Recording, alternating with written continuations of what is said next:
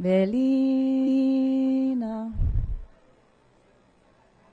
Auhia o koe na aloha aina.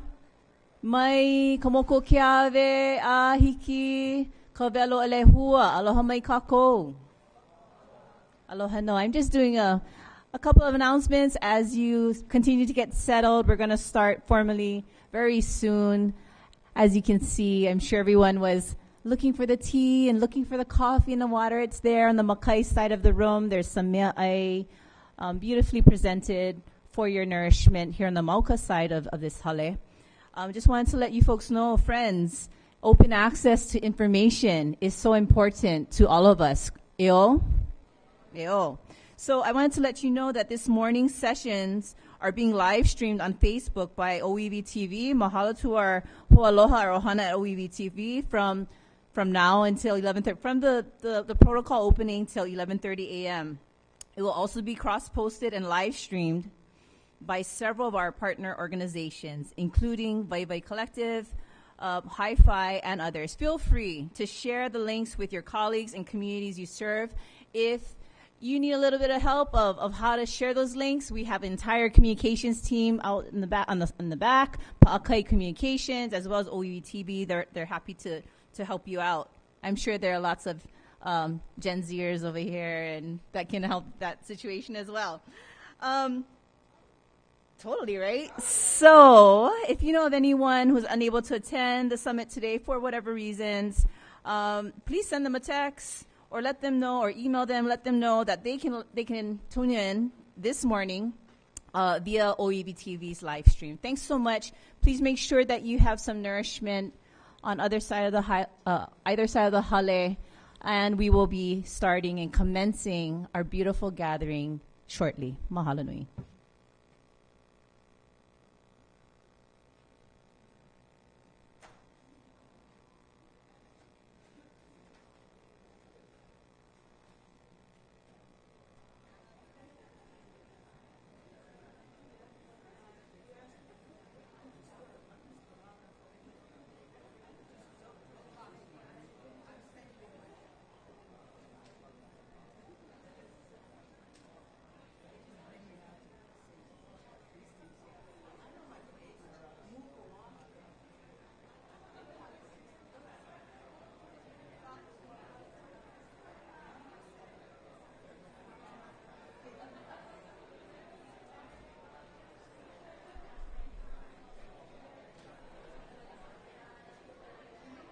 You can just advance like this.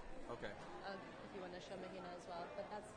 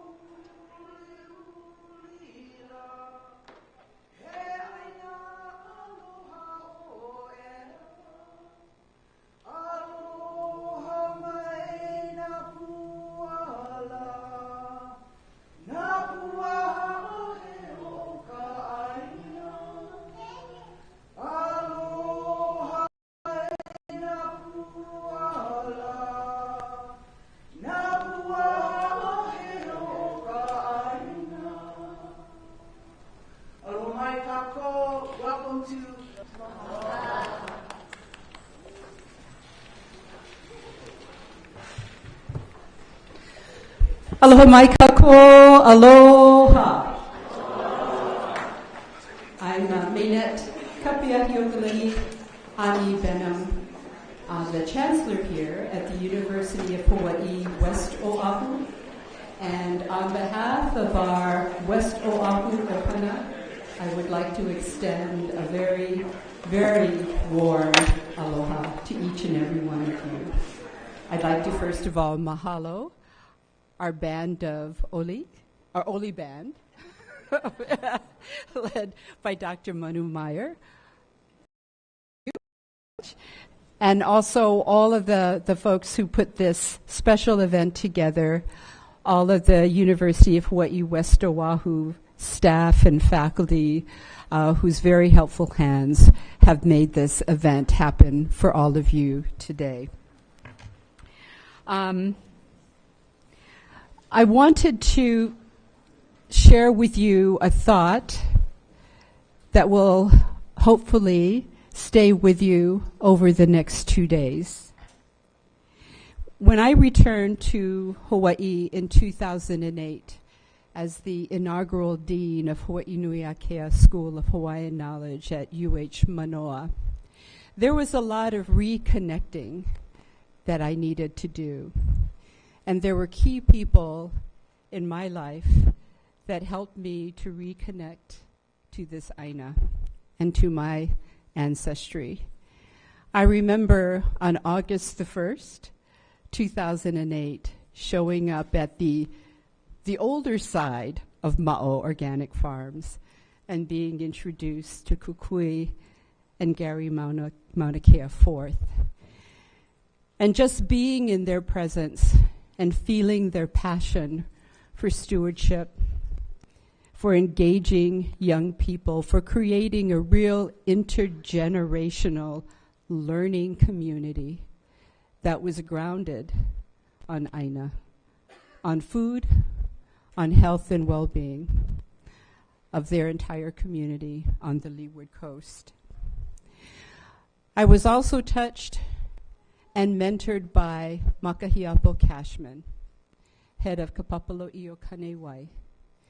That lo'i became the metaphor, the North Star for the work that we did at Hawaii Nui Akea. And the one man, and I'm going to try not to get too emotional here, who really connected me to my DNA was Dr. Carlos Andrade. He wrote a book that many of you are familiar with, Ha'ena, Through the Eyes of the Ancestors. And if you would please give me a moment to share with you some of his words that I believe will inspire you over the next couple of days. Towards the end of the book, he writes, "This story of Ha'ena grew out of affection, Ho'aina, have Ho'aina, companion, the land, our companion, the land, have for places they inhabit, bearing tribute to that which nourishes mind, body, and spirit, and continues to be the kahua for identity. This story is by no means a definitive portrayal of every aspect of life and spirit of Ha'ena. It is only a beginning, springing from a desire that younger generations will continue to seek out, learn, restore, and perpetuate the legacy of ancestors whose bones lie beneath sand and earth and rest in caves sprinkled throughout the cliffs and mountains.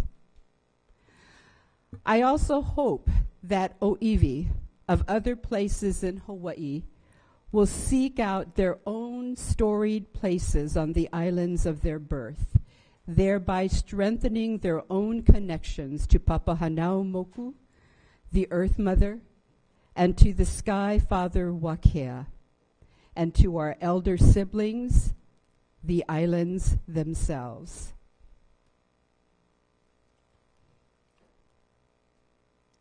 Throughout this book, which I would highly recommend that you pick up, he speaks about the Hua'aina, our land companion, that which nourishes all of us.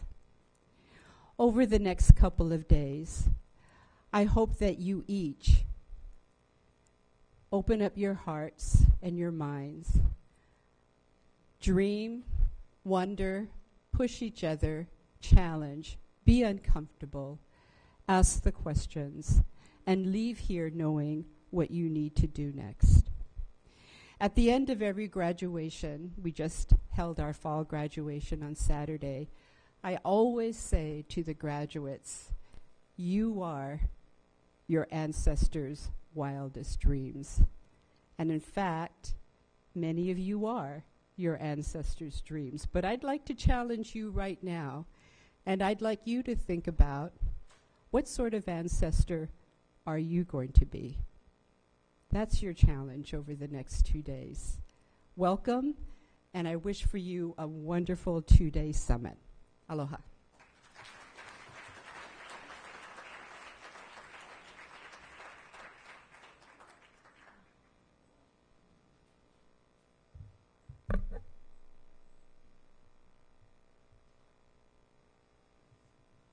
Aloha mai kako.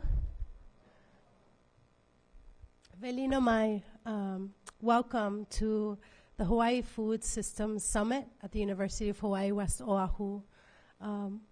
Mahalo, Chancellor Benham, for your kind words and deep thoughts. Let's hold that as we gather and conversate and be in relationship with each other and this policy work focused on Aina over the next couple of days.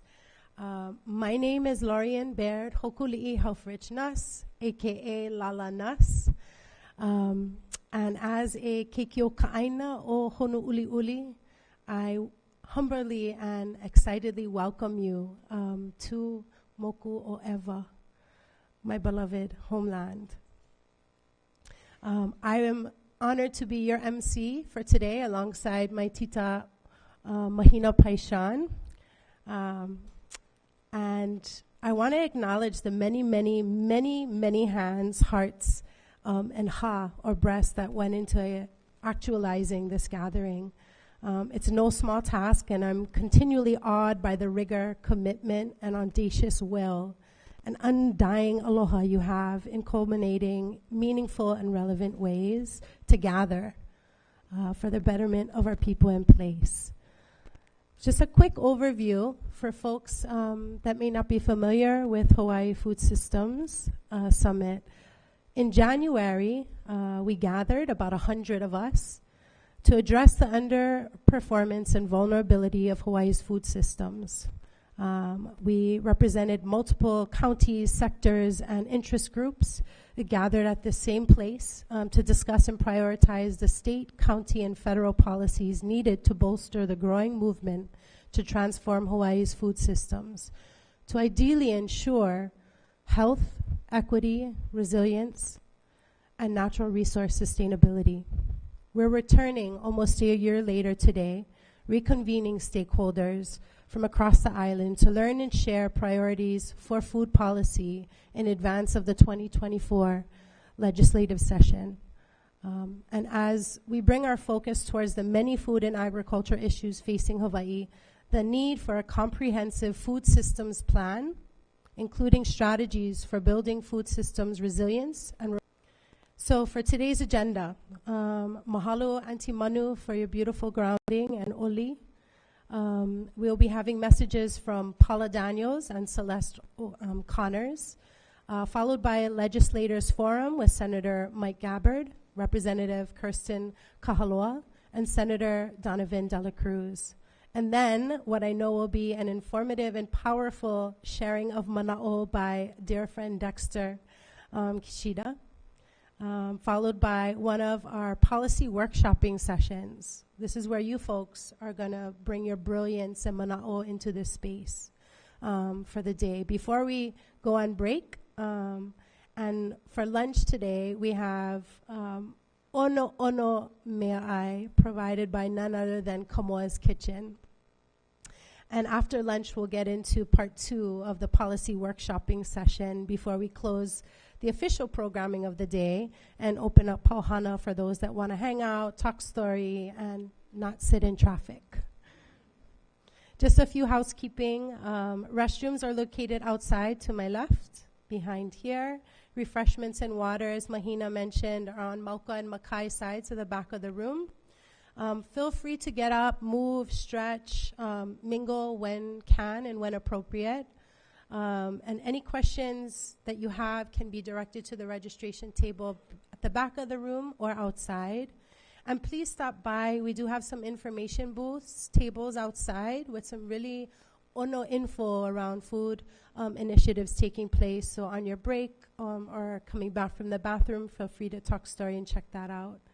I want to call up now my dear friend and epicumen, many of you know, to say a few words. Albie Miles, Associate Professor of Sustainability, Sustainable Community Food Systems at the University of Hawaii, West Oahu. Please welcome Albie. Mahalo.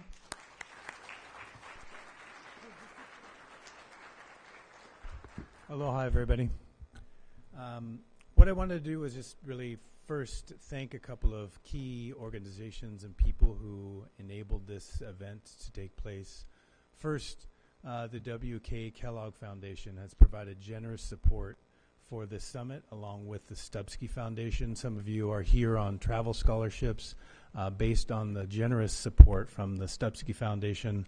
And then the University of Hawaii, West Oahu, the Chancellor's Office provided significant in-kind support. So without their generous support, this event would not be possible. So please join me in thanking them for their generous support.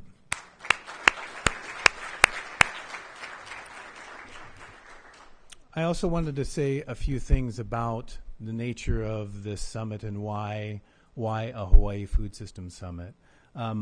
As many of you know, we're facing a range of long-term issues in the food and agricultural sector, from chronic household food insecurity to farmers that are struggling with economic viability. We've seen the impacts of the COVID-19 pandemic and the tragedy in Lahaina and how that affected communities, and in many cases we were poorly prepared for food, water, and medicine. We see that there are significant issues in terms of not only the viability of farmers, but also fisher people. And so the summit is really intended to harness some of the best ideas that are in conversation now, both with our state lawmakers, but also with our community leaders. And the intention of the summit is really to create this social space for us to have these meaningful conversations, to develop meaningful relationships with one another, to build a more robust network of people who are actively engaged in the food system change effort to promote health, equity, resilience, and sustainability, to really build more robust relationships with our state lawmakers, and ultimately have us all actively engaged in the process of engagement with the state legislature to promote the outcomes that we want to see in the food system. And lastly, I just want to thank you all. I know it takes a lot of time and energy to come to a gathering like this, and you've set aside a lot of time from your busy schedules. And I want to just express my appreciation for your time and commitment to food system change in Hawaii. So thank you very much. Welcome.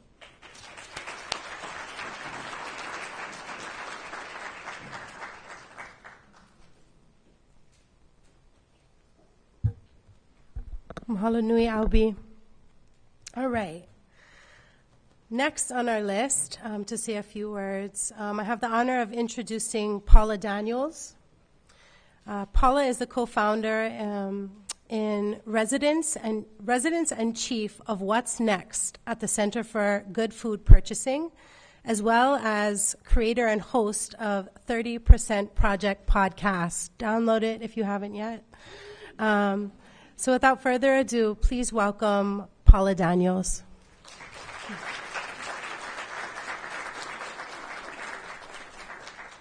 Good to see you. Aloha mai kako. With that title, right, Chief of What's Next, what can I do but be asked to talk about envisioning the future of food? I will say I have no crystal ball. I sort of believe what many others do, that the future has already happened. There are many who say what has already happened will predict the future.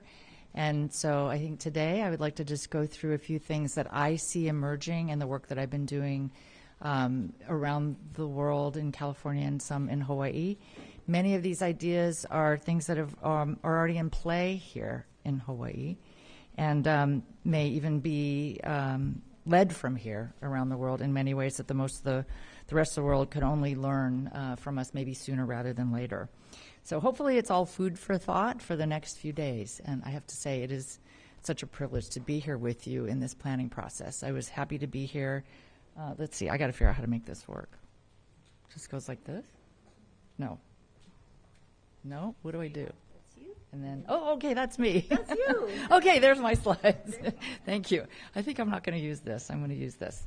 So it was a great privilege to be here in January and to hear the thinking that came out of that time where we're all together, the work that went into developing proposals that went into the legislature.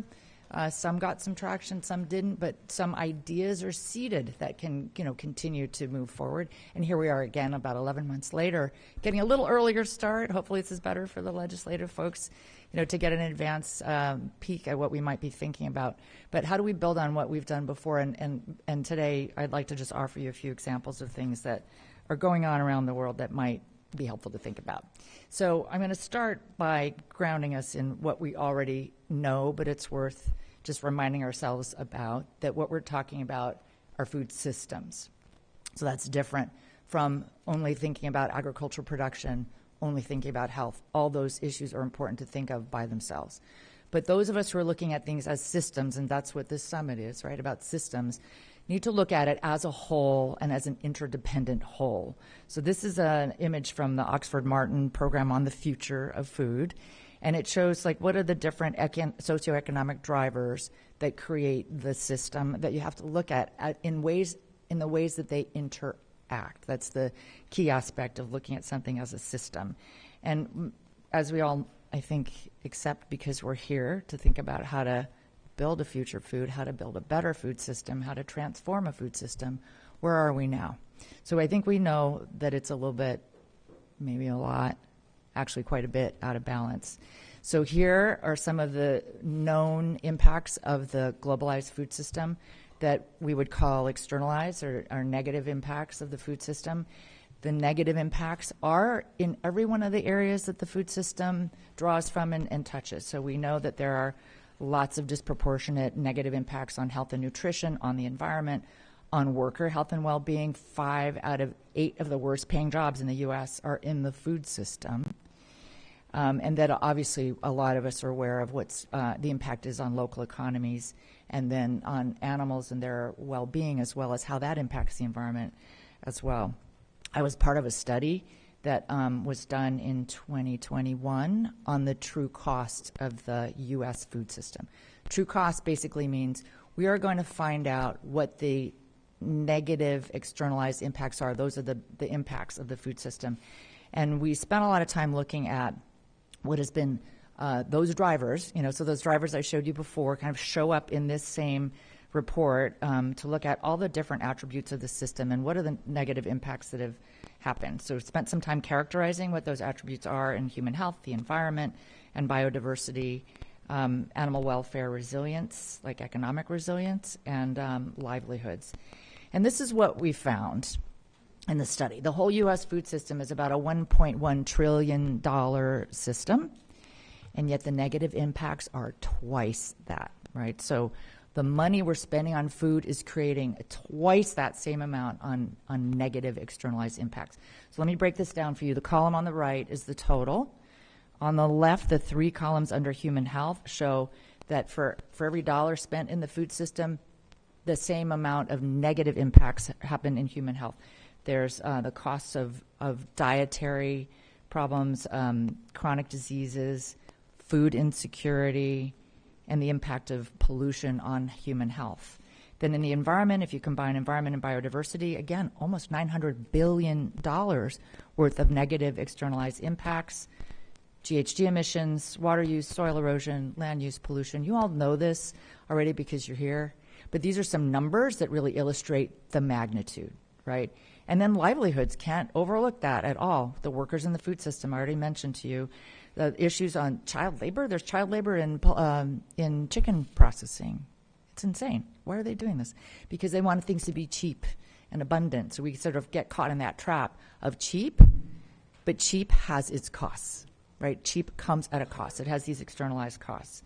Underpayment of wages, lack of benefits, and so forth. So that's kind of where we are and why. There's a lot of drivers for that, a lot of drivers, but I don't have enough time to go into that. That'd be a 1-hour lecture. But what I will just point to as what I think are one of the things we need to focus on, something that I would say the Biden administration is also focusing on, this current USDA under Secretary Vilsack is focusing on, is that it is not a highly competitive environment. It's highly consolidated, and most of the power is concentrated in a few corporations. So there are about 10 companies that control most of the food products in the world, and they're shown in the middle here. There are also about a similar amount of companies that control seed structure, right? The seed industry, and most of them are chemical companies. The big red areas show chemical companies that control seed production in the world. And then the biggest producers of beef, I mean, there are only 4 companies that control 80% of all beef production in the United States. And there's about 6 that control beef production in the world, and the U.S. has most of them. Now, I'm talking about a global system, but I will say we're part of that until we re-regionalize. We're locked into that global system. So the world's problem is our problem. This is the problem we're trying to address, right, in our conversations. So just really quickly, I'm going to go through a few slides to just show that trend in consolidation. There's a lot of information here. Just notice the trend lines up, up, up. More consolidation is what's happening there. And it's happening not only in the areas that I pointed out, seed, beef, and et cetera. It's happening in a lot of places. So these are charts that show, I mean, I was surprised to see how much consolidation there is in the beer industry, for one. That's there in the middle. Also in salty snacks. So basically, you know, everything you're getting on an airplane when you travel over here. And then this is a statistic that we all know a lot about. There's been a lot of consolidation in farms and farm production. So this line shows, the yellow line shows the increase in the number of large farms and the decrease in the number of farms in general for producing our food. And we're still producing an awful lot. It's just a distorted impact, as I already showed you. So what's a path forward? So here we are right now, 2023. It's 95%, maybe 85%. A lot of the work that's been happening in the last 20 years or so has been chipping away at that statistic. So I think it's good news to say that we're maybe at 85% imported commodified food, but we still have a ways to go. So we have a lot of good things that have already happened. And this is only some that I'm mentioning here about a rise in food hubs, you know, which help with distribution, shorter supply chains, in re-regionalizing your food system, local processing, that's happening at the federal level. They're recognizing the need for that. There's a number of other things that you all are already working on that are making a change there. Where could we go? So this podcast that I have, the 30% project, is about Hawaii's Aloha Plus goal to get to 30% local food by 2030. So that's 7 years from now. How are we doing? I think we can get there. Some of the people that I've interviewed in the podcast have a lot of good ideas about how to do that. Noah Lincoln, Mahina, and a number of others.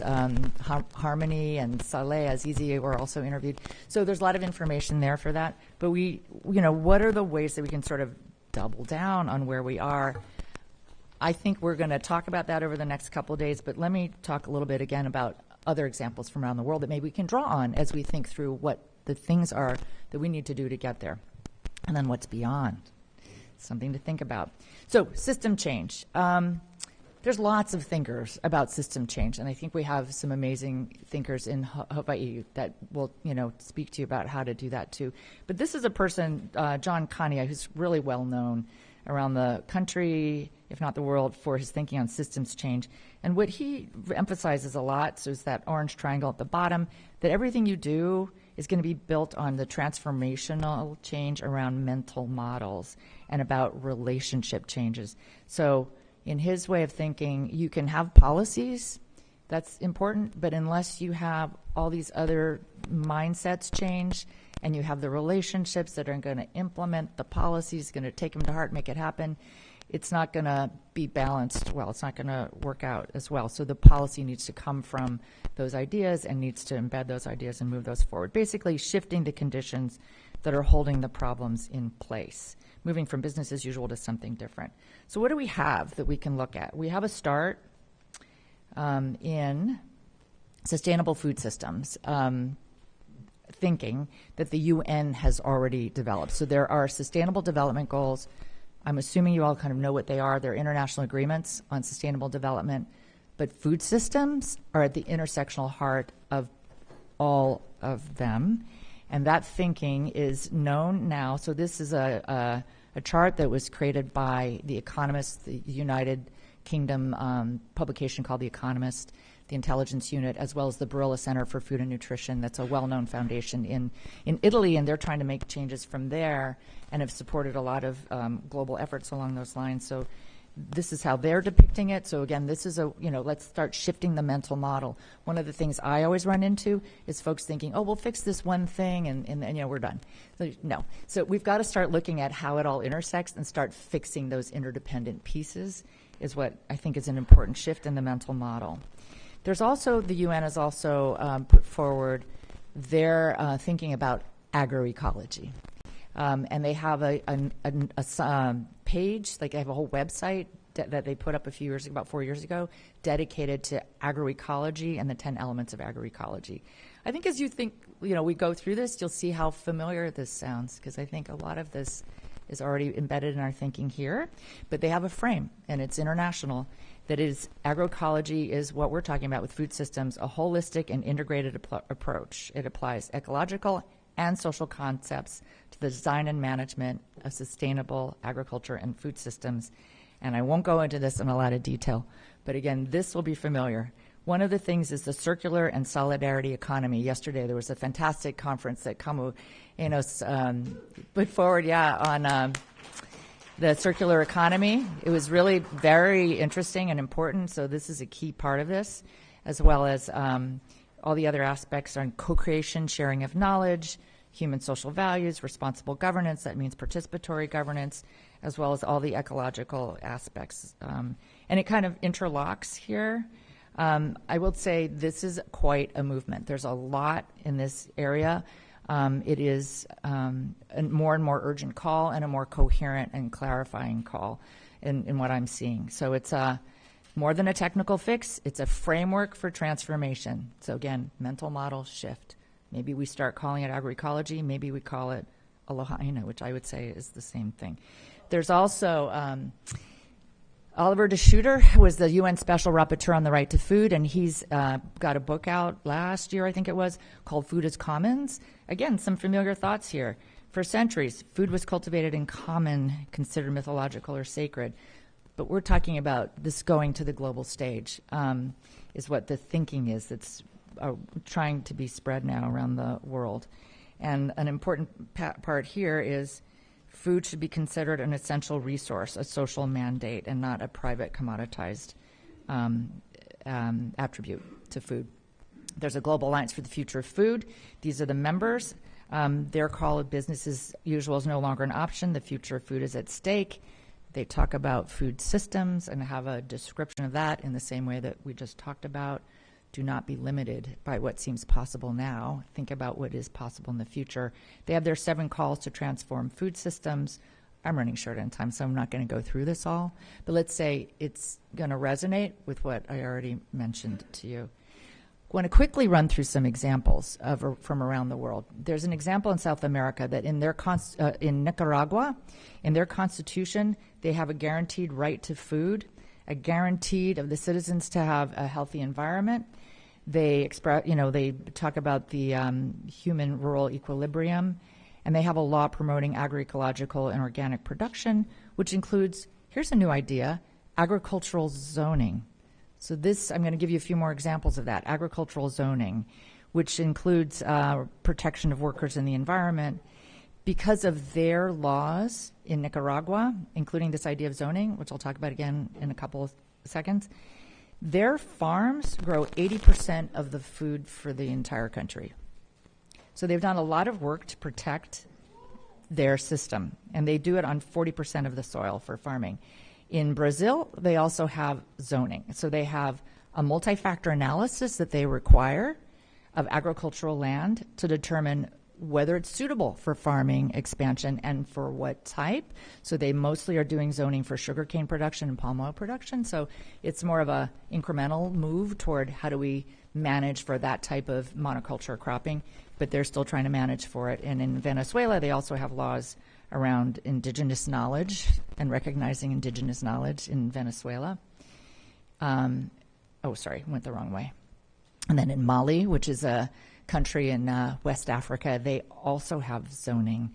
They have local collectives. They're required to look at the aptitudes of the land. So what is the land capable of doing? So some interesting examples from around there. I would say in some of these, as a lawyer, that's my training, I do see resonance with the Hawaii Constitution as amended in 1978 and the incorporation of the public trust doctrine in there. So let me just also say that there's more receptivity for this. Should people think, oh, why crazy idea? Like, will the rest of the country accept this? There was polling that was done by the Johns Hopkins Center for a Livable Future, and the support for agroecology was high. I want to give you one other more specific example of food. If you think of food as a public utility, sort of like it's for the common good, so think of that mental model. For example, electricity is managed in the common good. Electricity was once a privately managed system when it was first developed. It was managed by a few companies and it was private. Then it became clear that electricity was needed for pretty much everybody to function. So how do you do that equitably? The U.S. created a utility to manage electricity. In South Korea, they have done something like this in their school food system. So there's universal meals run by the government, and the distribution system is 100% run by the government with a contract with an entity that then is directed to source from local and organic, environmentally sustainable farms, and they've reached 67% of their food is local, the school foods is local and eco-friendly. So we have our model, I'm almost done, of regenerative food. I would say the future has already happened in Hawaii. I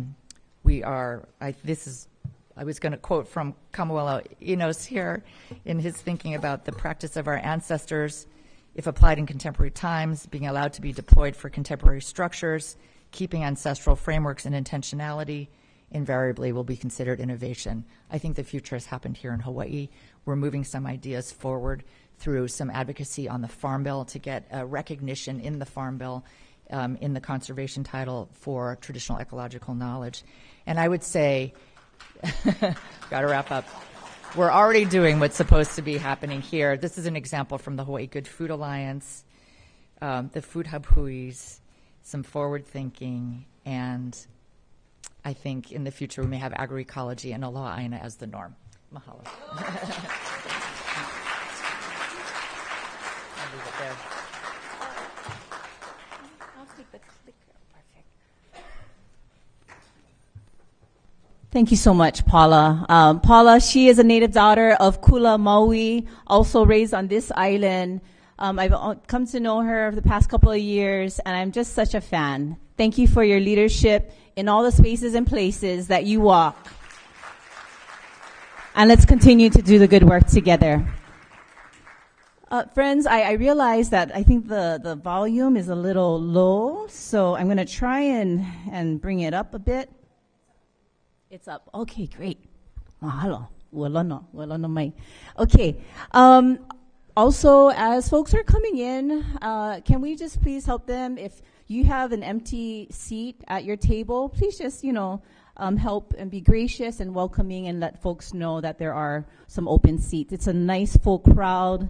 We're bringing all of our mana and aloha here. And at this time, I have the great honor of introducing another dear friend, Mana Wahine, a champion for us all. Celeste Connors has 20 years of experience working at the intersection of economic, environment, energy, and international development policy. That's a lot. Before joining Hawaii Local 2030 Hub, she was CEO and co-founder of CDOT's Development LLC, which works to build resilient infrastructure systems and services in vulnerable communities.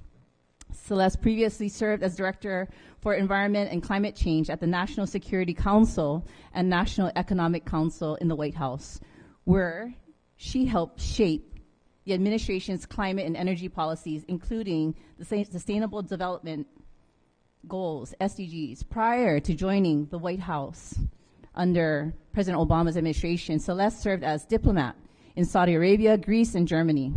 She's held many positions at the U.S. mission to the UN, served as climate and energy advisor to the Undersecretary for Democracy and Global Affairs at the U.S. Department of State, and worked for the city of New York. But I gotta tell you this, one of my reasons why I like to hang out with this extremely bright and committed individual is she has a heart for Hawaii. This is her home. This is our home, for which we hold so much kuleana to. And the other reason why I like you is that you are always trying to find ways to bring in the youth voice and youth perspective. So please help me welcome Celeste Connors.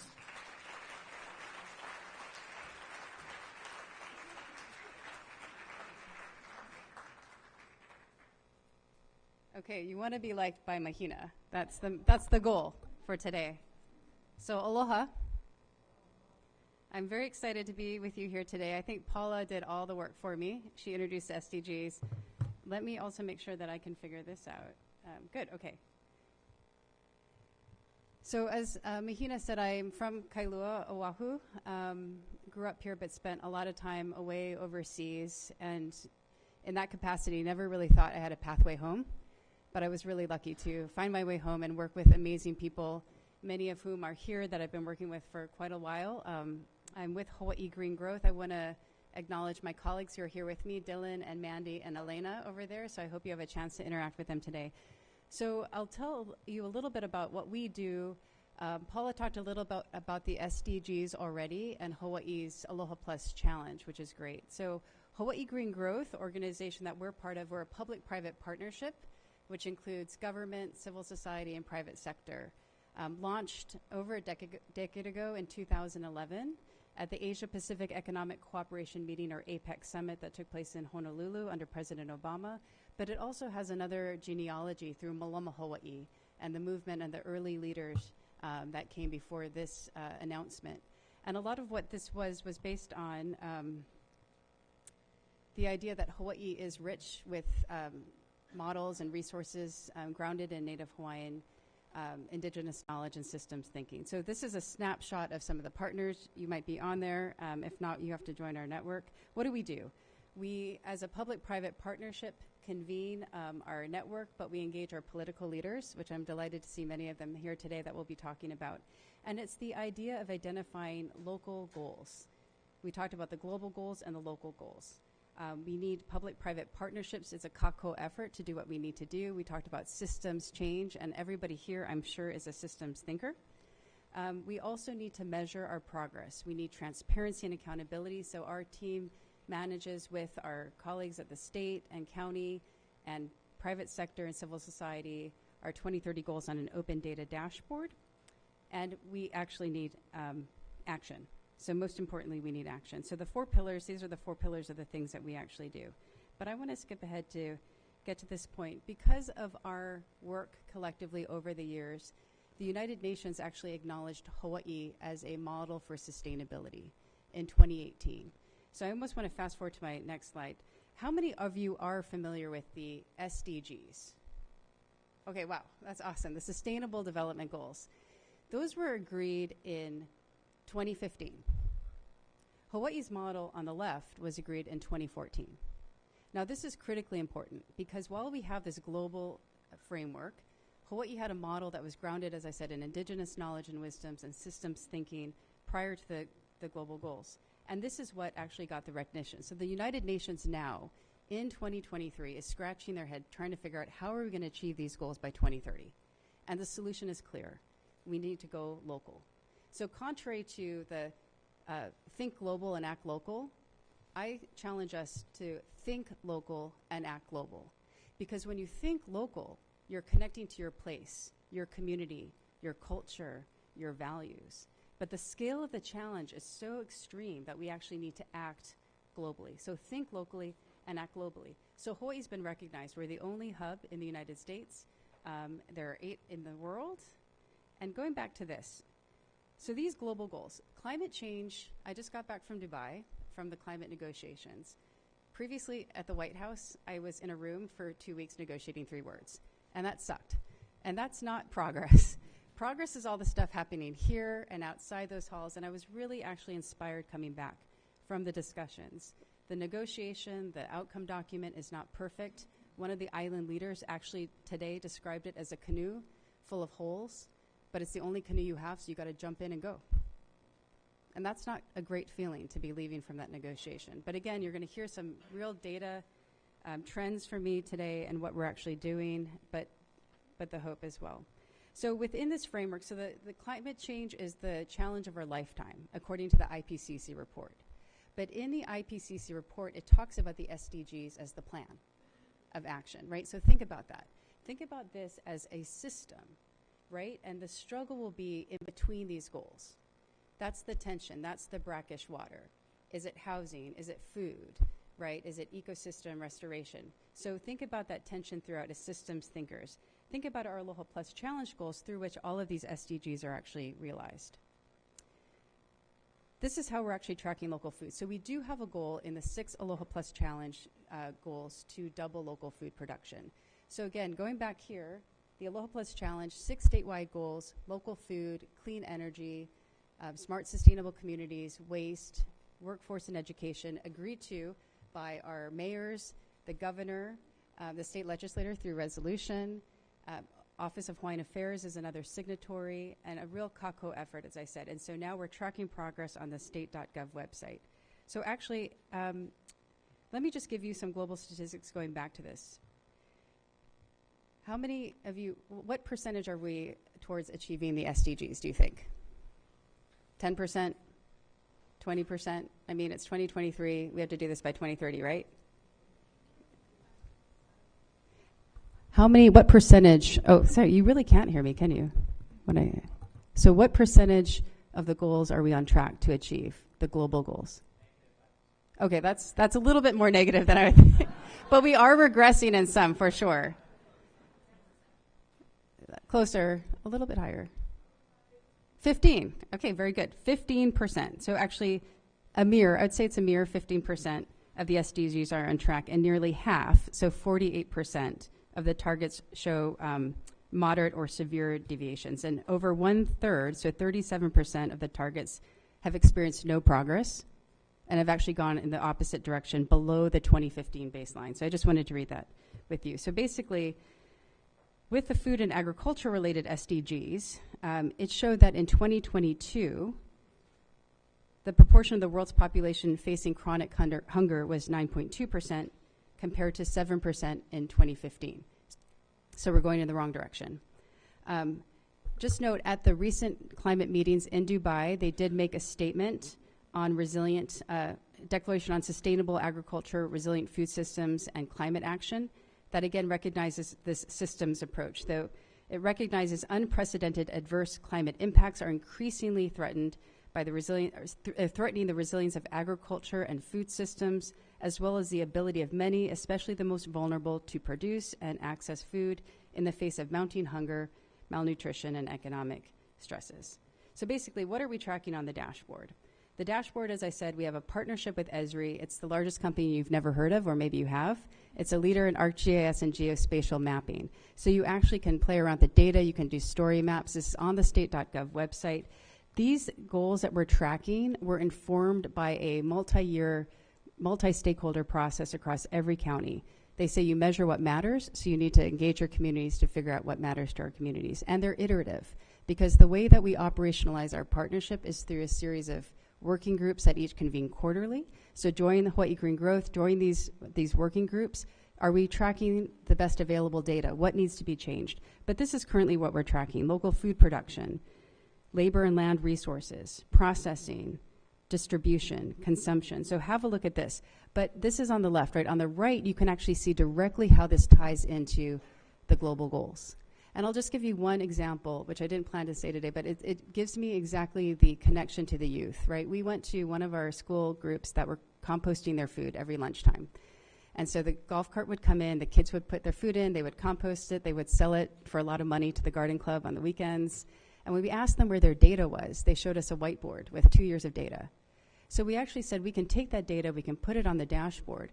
So these kids that sometimes feel like they don't have agency with what's happening around them know that they're not only contributing to their school's objectives, but to the statewide Aloha Plus goals that connect to the global goals, to the UN. And we're very clear on the right. This is Hawaii's contribution to zero hunger. This is Hawaii's contribution to reduce inequalities. That's how we're contributing. So this is what the dashboard tells us. Now, actually, Hawaii, again, on the forefront, as Mahina said, I like to tout what we're doing. We're the only state to have a statewide voluntary local review. Now, when countries agree to those SDGs in 2015, they also agreed to report on them to the United Nations. Some countries have actually done 2 or 3 reports already. There are 4 countries that have not done a report. Does anyone know who they are? North Yemen, Myanmar, United States. Why? And that's not a reflection, I think, of the administration or the great work that's happening at the federal level, honestly. A lot of our goals are pegged to 2030. We haven't done a report, but Hawaii, we got fed up of waiting, so together we did the first statewide voluntary local review. So New York did a voluntary local review, California, the cities, but we did a statewide voluntary local review. And then we went to the United Nations and we presented the report. And it's right here. Now, this report, as the governor said, who actually helped submit the report, was outdated the moment it was printed. And that's why we need the dashboard. So the dashboard provides continuous measuring. So the dashboard, you can pull the data for our report. The outcomes of today's discussion, I hope, will be in the next report in 2025. Now, even more chicken skin was that 2 months later at the UN General Assembly, a youth delegation with the governor again returned to the United Nations and they submitted the report in Olelo, Hawaii. Now, the youth you see here, they've been on a journey. Yeah. These youth actually pictured with the climate advisor to the United Nations, Ali Zaidi, a former White House advisor, the governor here. This is the Ka'amaloa Pathway students from Kamehameha schools that have been on a 1-year journey of discovery. Because I would say this very clearly, that kids who grow up in Hawaii and in islands, and we've heard this from colleagues, have an innate understanding of systems thinking, of ridge to reef. Because your school is in the Ahupua'a, grandma's house is in the Ahupua'a, right? The hospital is in the Ahupua'a. You look at the ridge, you look to the reef. It's obvious. It's like, duh, right? But it's not knowledge that you necessarily know you possess, right? So if someone tells you, you're a leader, you have knowledge, they look at you being like, what are you talking about, right? But you have to go on a journey. So I don't think we teach the SDGs top down. It's bottom up. It's about creating those pathways. So these students went on the Ka'amaloa pathway. And by the end, the knowledge that they were bringing to the United Nations, not only are we inherent systems thinkers, we recognize that. We recognize that this is knowledge the rest of the world needs desperately right now. And that they're the best people to share that mana'o, right? So this is great because when the ambassador to the United Nations came to Hawaii not so long ago, she requested a meeting with them. And she said, I learned from you. You taught me that the ocean doesn't divide us, it connects us. And you also taught me that islands are leaders, not victims of climate change, because they're taking steps to steward their natural resources and their water resource and land resources. So I'm actually supposed to tell you what the data says in 5 minutes, but I'll suggest you go on the dashboard. Let me just say that these are not great trends. We do need to focus on regenerative approach, as Paula said, and she provided some great data. But let me just look at this one here. This is at a glance. By the way, this is all in the voluntary local review and on the dashboard. But downward trends. The goal that we're tracking on increasing access to labor and land resources shows trending downward. Labor and land resources, which is the other goal, to make sure that we're providing enough farming land to support local agriculture, is improving slightly, with a caveat that, in fact, some of it's increasing, but I think the size, I'm going to refer to Dylan here on some of the data. While we have increase in the number of farms, the scale and the scope is smaller, so we actually have decrease in production. Food insecurity, let me make sure I'm on the right goal, the right thing. Here we are. I've jumped ahead. Let me jump to food insecurity because I have lack of time here. This is something that Albie's talked about quite a bit, right? One of the targets is to lower the cost and prices of local food. Okay, I just got more time. However, Hawaii is more food insecure and holds higher food insecurity rate in children in particular. So this is really kind of a staggering goal, and you can see this line across here, that's the national rate. So obviously a correlation between food insecurity and our households here. This is the trends in livable wage, right? So again, this is all in the dashboard. There's a higher rate of poverty in Hawaii statewide than at the national average. I don't think this is news to folks here. How does this correlate to health, right? Because we are systems thinkers here. Actually, the data also identifies that Native Hawaiian and Pacific Islander populations bear disproportionately higher prevalence of many of the chronic medical conditions, obesity, diabetes, and cardiovascular disease. And overall, I would say the findings on the dashboard and the voluntary local review just really reinforce there's some urgency in what we need to do. But I do want to talk about something called bright spots, right? There is action happening at the local level. And really the inspiration here, I'll go back to the fact that we are a designated United Nations hub. We can exercise diplomacy from the comfort of our own home. Our offices are actually at the East-West Center. We need to let our kids know that we have a UN office here. You don't have to go to New York necessarily to change things. Come to the hub at the East-West Center. These bright spots, these discussions transforming Hawaii's food systems together. We actually have the Maui Food Innovation Center with the University of Hawaii Maui College, Aloha Harvest, and even our private sector partners. The Sustainability Business Forum includes 26 of our publicly traded and privately held companies that we convene. They've made a commitment through a working group to double local food. These folks include Mahipono, Ulupono Initiative, Pacific Current, Kamehameha Schools, Par Pacific, Resort Trust, and they recently partnered with HVCB on a survey to actually figure out how they can actually help solve the food insecurity challenge as well. So in conclusion, I want to say we're going to do a lot of work today. These are the discussions that are happening sort of quarterly with Hawaii Green Growth, and this is a great opportunity. And I see a lot of the partners here that I just mentioned to talk more about the exciting work that they're doing. This is within reach, guys. It still is within reach to address poverty, hunger, insecurity. But we actually need to all be systems thinkers. We need to also improve our data and our capability of looking at that transparency and accountability. And again, I want to thank our leadership that actually use the dashboard and the work that they do and enhance it. I would say this is the call to action as I see it. We need to continue to come together as a community as we are today. We need to articulate a common vision and strategy for systems change. We need to develop policy investment priorities and engage in the public policy process to advance the bills that we're talking about today, aligned with the Aloha Plus Challenge and the Sustainable Development Goals. This September is the Summit of the Future. This is the next gathering of world leaders. And we will all be there. We should all be there collectively, our voice. I would like to say that the input and the discussions that we'll have today through the UN Hub, the Local 2030 Hub, will take back to the UN and our solutions that we can share. Again, islanders are rich with solutions. When we talk about circular economy and limits to growth, it's been an island reality forever. So as former president of Palau, Ramengasau, said once to an audience of the United Nations diplomats, he said, "Help us help you." Right? Islanders have been living in the reality of finite resources. We have to be systems thinkers. We're compelled to share that knowledge, look at the intersections of the goals to navigate our way forward. So mahalo. I'm sorry for going over time. Thank you very much. I look forward to working with you all.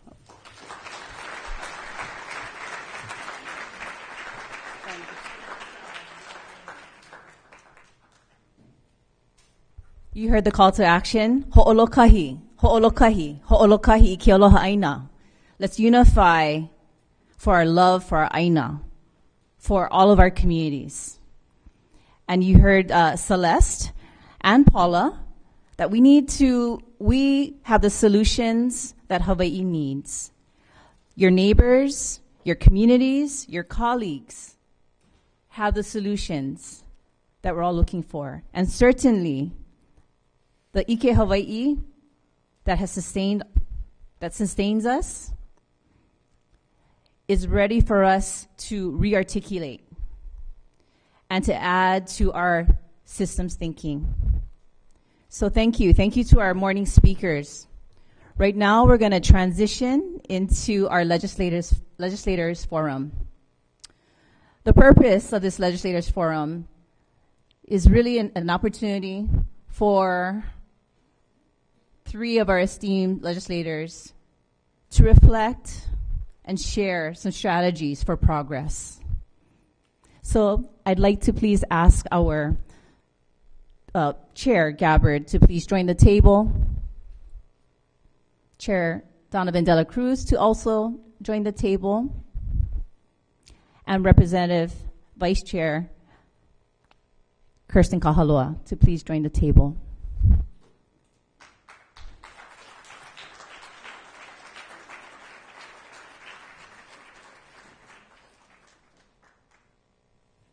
And as they get situated and we bring water, tea or coffee to them,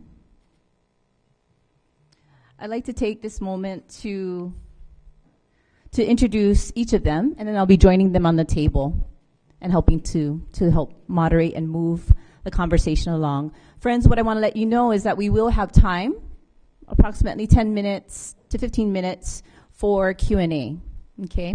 So as you're listening, as we are practicing generative listening together, perhaps you may have a question that you would like to not only have our legislators address, but perhaps this community address collectively.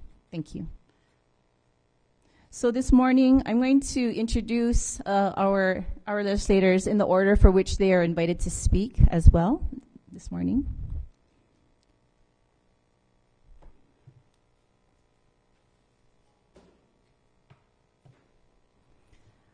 And again, I'll be providing an introduction for each of them. And we're so very thankful that you'd make the time for us. We know that you folks are incredibly busy, like all of the incredibly busy change leaders here.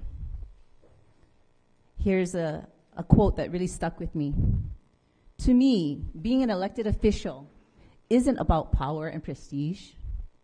It's about helping people, being their voice, and making things happen to improve everyone's lives. This is Senator Mike Gabbard. Senator Mike Gabbard currently serves as chair of the Committee on Agriculture and Environment. He is also a member of the Committee on Judiciary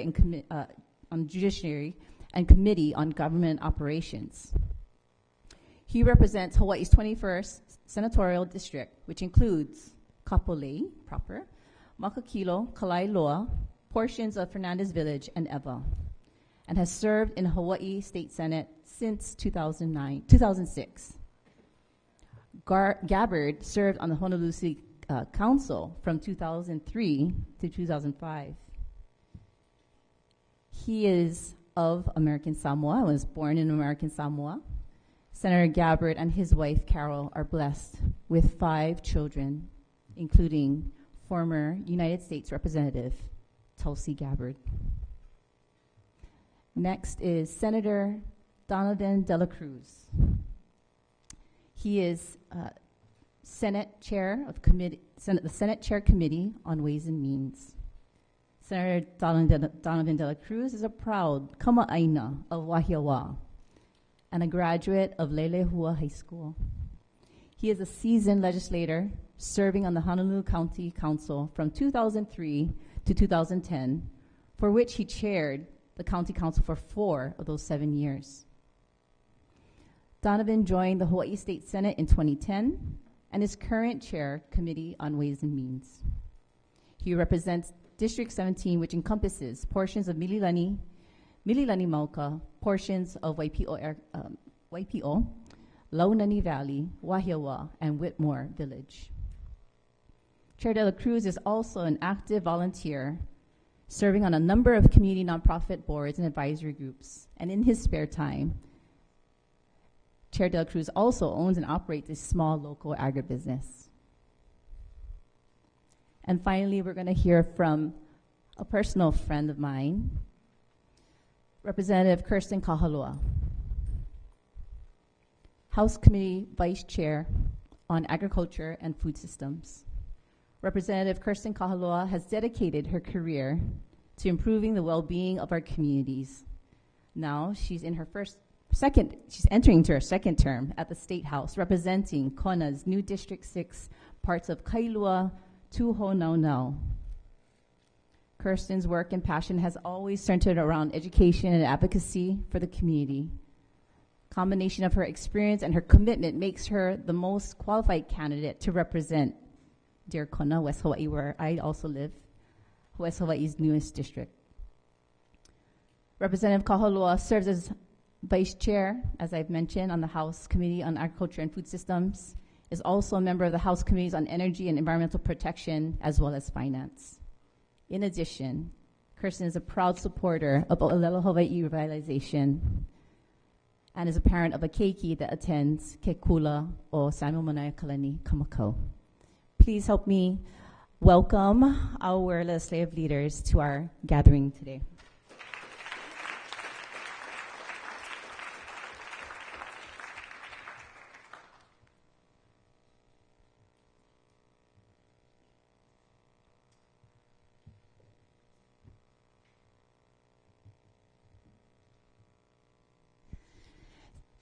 So we're gonna ask Chair Gabbard to please start us off. And you know, the way this format, how we formatted this legislators forum is each legislator will provide up to 10 minutes of an overview of the items that they're working on for 2024 and maybe some of the items that they want to highlight from the 2023 legislative session.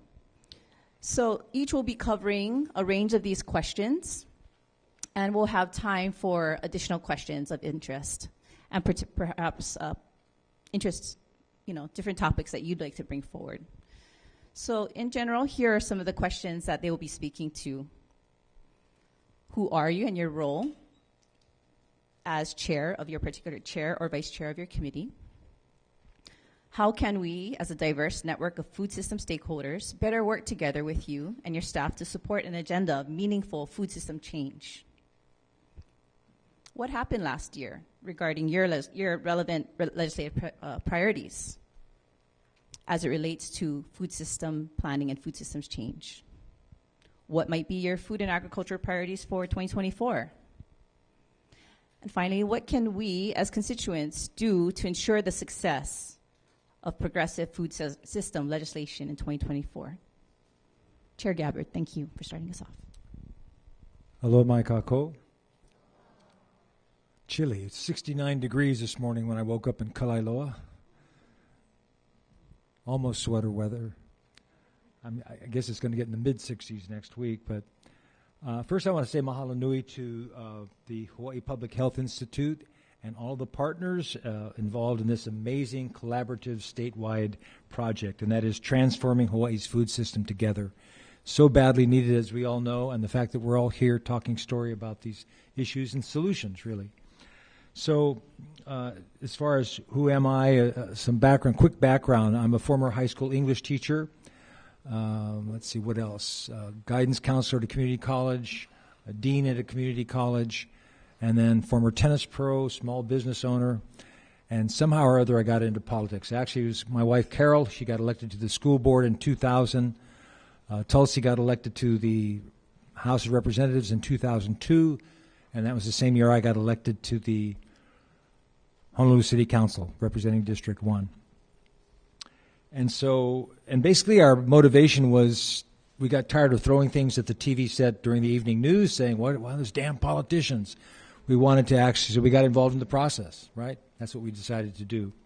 And so I was the chair of the Energy Environment Committee in the Senate from 2009 to 2015, so 7 years. And then in 2016, I chaired the Water Land Committee. And then since 2017, I've been chairing the Ag Environment Committee. Now, the purview of the AEN Committee, Agriculture Environment Committee, it includes agriculture, aquaculture, including mariculture, and population, environmental quality control and protection, including litter control, recycling, wastewater treatment, endangered species, invasive species, and hazardous waste. So any bills that are introduced, and by the way, there's about 3,000 bills that are introduced every single legislative session. So as the bills are referred to the various committees, any in that area comes to AEN. Also want to acknowledge my vice chair who is here with us, Senator Tim Richards from the Big Island. Good to see you, Tim.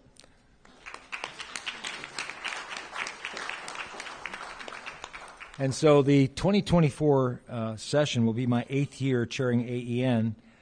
And one of the main challenges that I've noticed over the years, and I was actually inspired getting into the Ag Environment Committee, was a visit out to Ma'o Farms back in the early 2000s on the Waianae side. And, you know, the situation we have now is that our average age of farmers is 60 years old, right? And young people are not interested in farming. And so when I was out at Ma'o Farms for a site visit, and I met a young man, and he said, some of you have heard me tell this story before. He told me that I asked, you know, what does this program mean to you? And he said, well, I dropped out of high school, made some mistakes, got into drugs, ran with the wrong crowd, but this program has saved my life. And I said, tell me more. And he said, I'm not bragging, but I know everything there is to know about organic regenerative farming.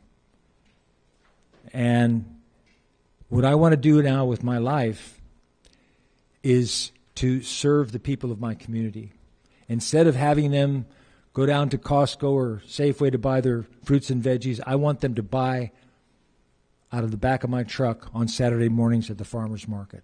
That's my purpose in life. And as he was saying this, tears were coming down his cheeks. And I started crying too, and we're hugging each other. But that's the kind of that's the kind of thing that needs to happen here with our young people. Every speech that I give to young people about, I mention that farming is a noble profession, no less noble than being a doctor or a lawyer or a business person. And so, yes, yeah.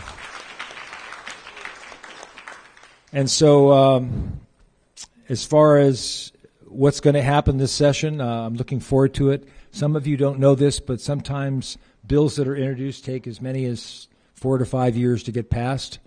So I see some people nodding their heads. It doesn't always happen the first year. But so one of the things that I've learned is patience and determination. Never give up. And it's, as Celeste mentioned about, it's the Kako thing, really. Everybody working together, putting our thoughts, our minds, our hearts together toward that common goal to make things happen. Just do your best and then see what happens. Thank you.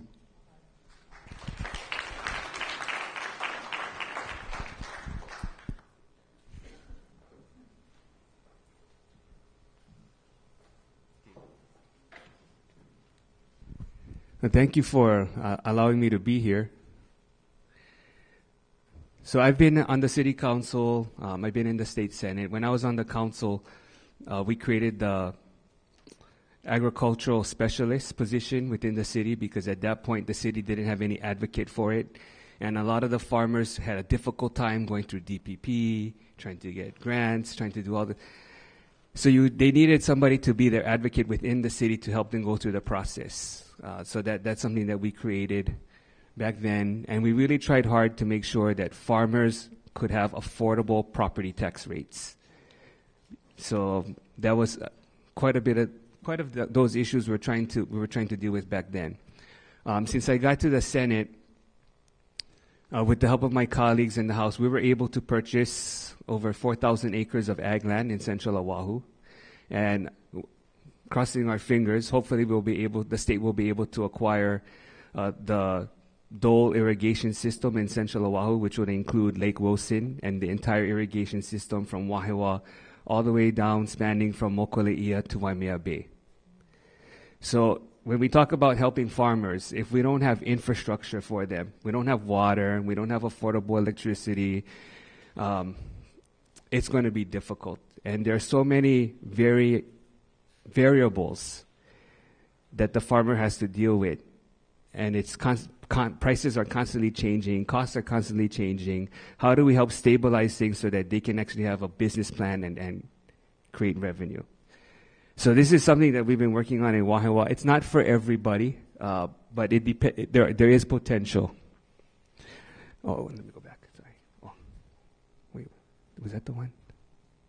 Oh. So let me just tell you this quick story about Oregon. So when I went to visit Oregon, we went to the OSU Product Development Center in Portland. And they told us this story how the hazelnut farmers had so many hazelnuts, but they had no customer to buy the hazelnuts. So they went to the Product Development Center, and that's a joint effort between OSU and their State Department of Ag. And they were able to, long story short, they were able to identify entrepreneurs and create new products so that these entrepreneurs could buy the hazelnuts from the farmers. And they made hazelnut butter, hazelnut cream, hazelnut cookies, hazelnut candy. So they took the off grades and the seconds that the farmers normally are not able to sell. They normally till it back into the soil, or they unfortunately throw it away. And they took that and they made value-added products. And that helped the farmers quite a bit, because then someone bought all their product. And that was kind of the story of how OSU ended up expanding their product development center. So in Wahiawa, what's the ecosystem that we have to build within the region so that we have water, irrigation, the right irrigation, we have land, we have facilities, you're going to need cold storage, you're going to need dry storage, and then we're working on the value-added center that Leeward has also in Wahiawa. And this could happen in any part of the state. If you look at either your Ahupua'a or your region, just to make sure that you have all the components that you need. You know, water, land, facilities, distribution. And we're going to need things that we traditionally don't think about when we talk about ag in regards to housing and education. So when we talk about making sure that we have a farming future for students, what's the curriculum? When we went to visit in New Zealand, one of the things that they talk about is when they have an agricultural curriculum, they always include entrepreneurship. That they're together. They don't teach ag without entrepreneurship. So for Wahiawa, what we try to figure out, what are all the different things we're going to need for the ecosystem so that we can properly support the farmers and the industry. So we look at infrastructure, and when you talk about infrastructure, then you say, okay, what's private that we're going to need to partner with? What does the state have to acquire? What's the county that we have to partner with? Incentives, what are going to be the property tax incentives, the state tax incentives, the enterprise zone that could help, construction incentives, what loans and grants that we have to fund, either at the state level, federal level, just identifying each of the different issues that farmers are going to have to deal with and try to create pathways so that they can deal with them. But you need somebody in the middle. I know when Mahina talked about how do people get involved or what are the things that they're going to have to do. You need the champion in the middle. So I've put in there the landowner. So for Wahiawa, it's really ADC that's going to be the point of the spear. And my office, and we have community people try to help. So it doesn't have to be the state. It can be anybody in the middle that wants to say, hey, we're going to take the lead for our community, a nonprofit, the neighborhood board, local legislator. So land and infrastructure and education workforce. So we're working with Lelehua High School. We funded different types of facilities at the high school. In fact, our Lelehua High School, she just won the Teacher of the Year award. Jackie. She won the Teacher of the Year award. And then we're working with Leeward to actually create CTE pathways, actual credentials for agriculture. And that actually helps a lot of the landowners. Because when the landowner sees the credential, they know that the risk that they're taking on that new farmer is minimized. And that's things that actually has to happen at the community college, because they do the CTE certifications and the AAs. And then we're working, with Leeward Community College. They have the Value Added Center coming up next month. And then what are things that that DBED and ADC, Department of Health, Department of Ag have to do so that we can actually create this whole cradle to career, the whole lifespan of the farmer, what has to be supported. So I'll talk about, we had a bill last year, which Kristen and I introduced, called the Hawaii Food and Product Innovation Network. We tried to model it after New Zealand. So when you look at the different areas throughout the state, just like how New Zealand, they have these food innovation centers. Each region in New Zealand may have a crop that can scale up, or a product. It could be cattle, it could be blueberries, it could be honey, whatever your region says, okay, this is what we want. We want taro, or we want breadfruit. Then the Food Innovation Center would be a facility where people could have startups, an incubation center, with the equipment you need so you can do processing. So for Ulu, the kind of equipment that we would probably need are going to be freeze packing. It would be milling so that they could make flour. So that way you're taking these products and now you're changing them to higher value added, which helps with export or shelf life, especially when Hawaii is so dependent on outside. We need shelf life just even for ourselves. This is the curriculum for Leeward's Aina to Makeke program. It's a 12-week program. They've already had 2 cohorts. And from the cohorts, at least two entrepreneurs per cohort have already entered into contracts with Foodland and ABC. So they're taking their product from taking this class. Now they're actually starting real businesses, getting it distributed. Things that DBED could also help with, foreign trade zone programs, because sometimes you're going to need specialized equipment.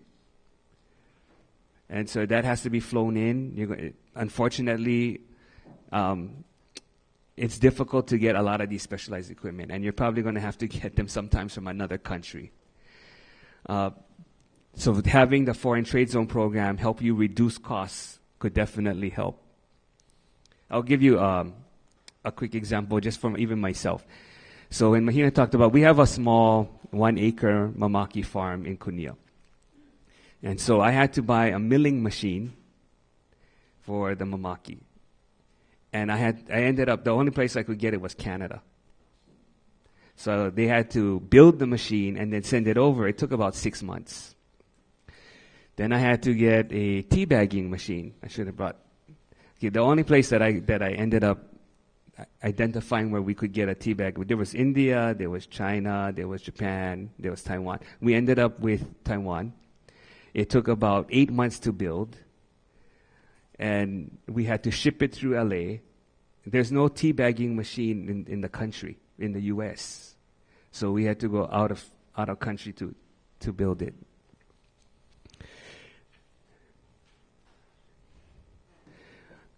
So when you look at the different types of regional economic development plans, what's going to be the climate for that area? What are going to be the microclimate crops that best suit that area? What's going to be the infrastructure and capital that we're going to need, and the different community groups that we need involved? So this was one example that New Zealand had a very similar program where there's access deer on Molokai. And so these are some of the products that we could probably, if we had a value-added center there, you could start to actually create an economy. Senator, we have a whole table of Molokai folks in the back. So this was just one example that I thought, it's more tangible.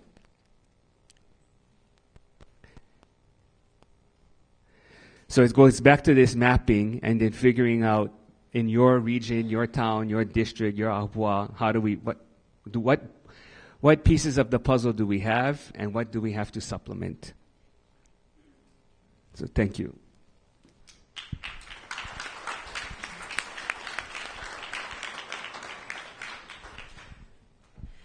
Aloha, everyone. Thank you for having us again and for taking the time earlier than last year, right before session, because I think what it does is gives us time to hear your feedback, understand what's very important to you, and have time to address that in legislation, whereas last year when we convened, we were right about to jump in the thick of things, and if we had not already had those conversations, it was really difficult to incorporate some of the important pieces of legislation that you have.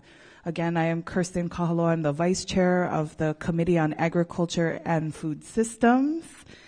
So we're excited to be with you. I do have to say our chair, Representative Cedric Gates, could not be here today. We actually are currently in a majority caucus meeting, and that's usually required 100% attendance. So I'm punished right now for not being there by our House Speaker. I'm on a list, but I know how important it is for us to be with you today and have that representation. And Chair Gates, we are right now talking about a piece of agricultural legislation that we want our caucus to get behind. So our chair really had to be there, and it's extremely important. So that is why I'm here with you today.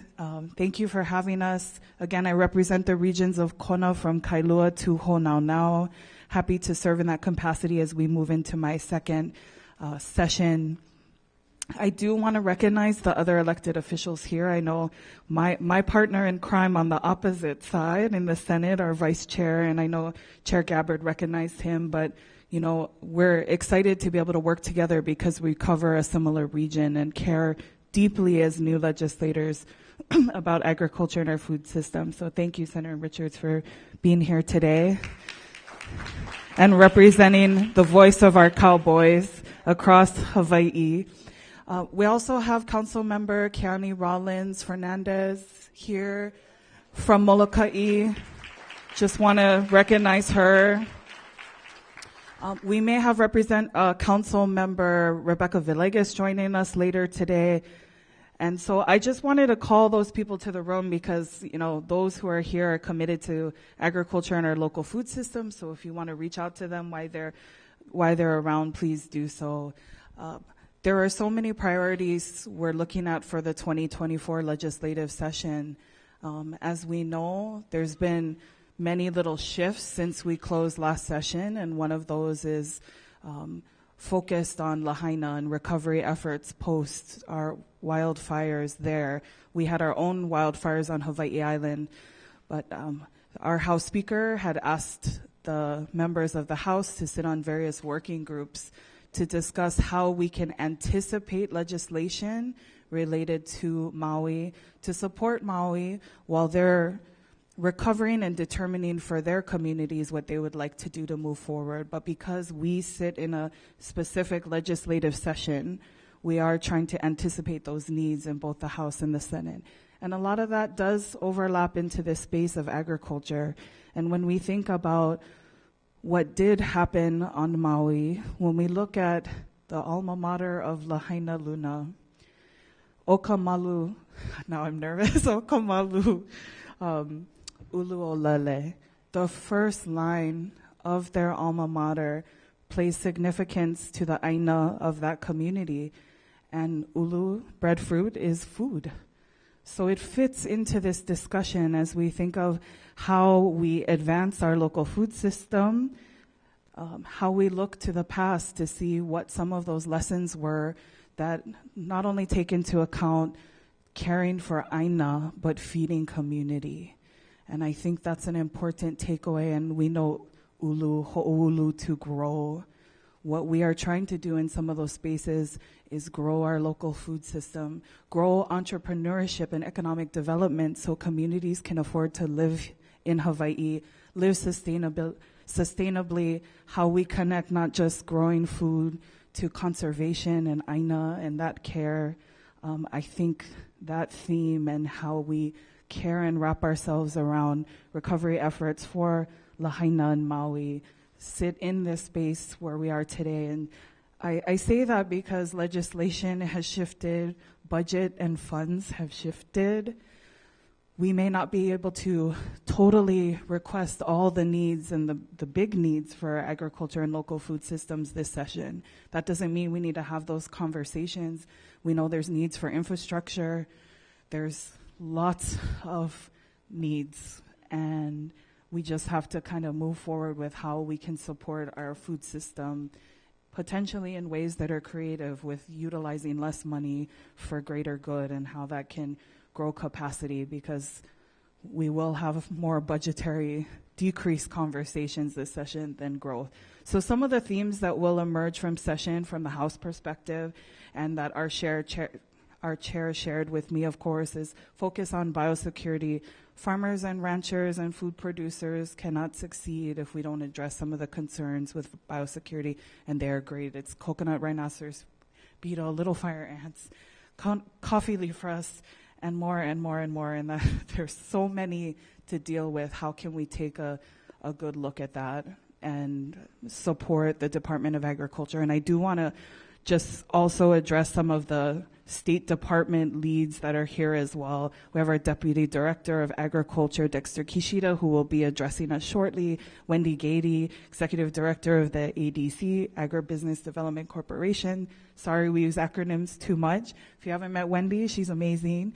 And we do have others that are here or will be here. I don't know if Weston Yap is here, but there are many that will be coming in and out today. Besides biosecurity, we are looking at institutional purchasing and local procurement, whether that's farm to state, farm to school. We do we do have a 2030 goal in law to get to 30%. Farm to state currently sits at 18%. How we work to support those levers, again, as Senate President Kochi said many years ago, the Department of Education is the largest restaurant in the state. And that state has how many campuses across the state, and how do we feed those communities?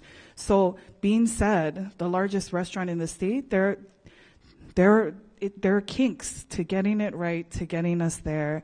And there's a lot of work that our chairs have been doing in that space. So how we can elevate that is really important. There's conversations this session about infrastructure, increasing infrastructure, water, land use. There's a lot of discussion about housing. Will that impact agricultural housing? We shall see.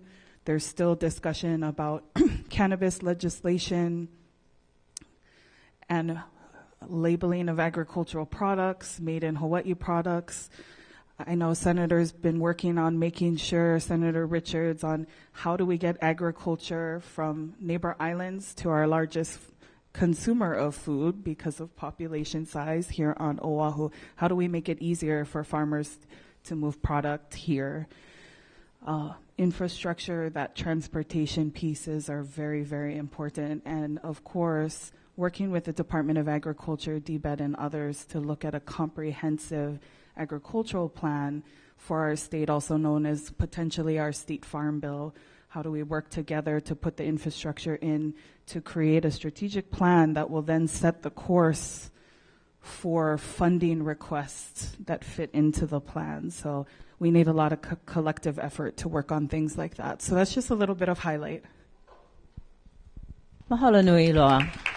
Vice Chair Kaholoa, Chair Dela Cruz, and Chair Gabbard, thank you so much. I have just one question, a general question for our legislators here, and then we're going to open it up for Q&A. And thank you to Rafino and to Kavika for helping me pass mics around just shortly.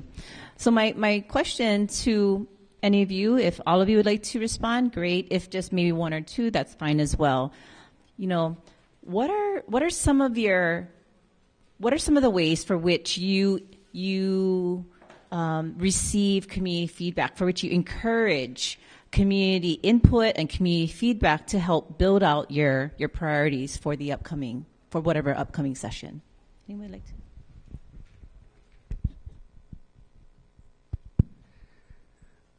Well, before I got into the city council, I was also on the neighborhood board, and we worked a lot with this community sustainability plan. There's a Wahiawa master plan. There are quite a bit of plans within Central Oahu, and they all called for transitioning pineapple to what's going to be the new ag. And that, as dull as all the sugar plantations left, they still have all this infrastructure, and if we don't acquire it, how is ag going to proceed? You need water, you need land, period. And so without getting at least those two things down, it's going to be difficult for us to move forward. So working with what the community has asked for in the past and making sure that Central Oahu was still going to be vibrant, my goal was to make sure that whatever that took so that we can continue ag in the future, that was going to be a priority for us to acquire.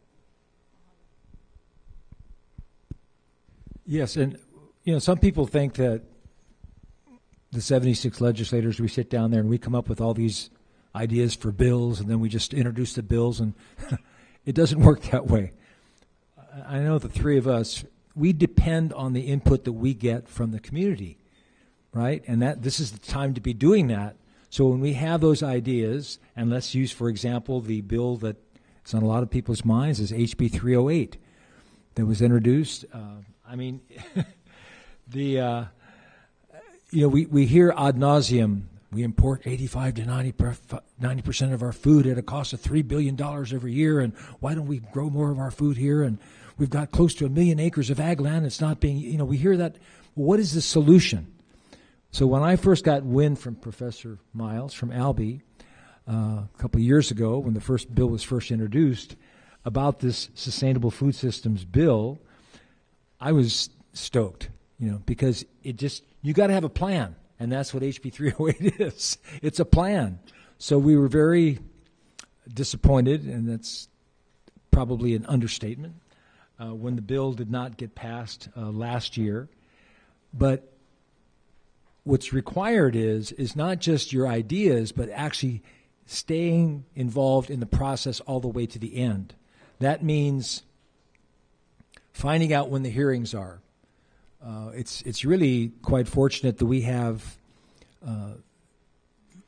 Zoom hearings now, right, where you can actually testify on Zoom, right? And that really helps folks from the neighbor islands. They don't have to fly over and rent a hotel room and do all that stuff. You can actually just have your voice heard on Zoom at that particular hearing. But numbers count. How many, when committee members are sitting there and we get 500 people who are in favor of a bill and there's only 5 opposed, guess what? That helps us a lot. So it's not just the quality of the ideas, but it's also the numbers. Just very, very helpful. And so I will be, I know that HB 308 is being worked on as I speak in terms of meetings with Department of Ag and others, the food systems system folks, and they're coming up with some new language, and I'm looking forward to seeing what that language is so we can actually get that thing passed this year. Thank you. Since Senator brought up the Food Systems Working Group legislation, I thought I would just kind of elaborate kind of to the next question or to what's on a lot of your minds, because you helped bring that legislation forward and have that conversation with us. One thing we need to see as we work on those edits for that piece of legislation is it's very hard to get 18 to 25 different entities or people in a room. I know we have hundreds here today, but a working group is going to meet often, meet frequently. So, we'd like to see, or our chair in the House would like to see the broad scope sections of sector, not different entities per se, and see how that broad stroke can inform. Most commissions and boards are 5 to 9 people, and that's probably going to be where we see some movement in that space to get it forward.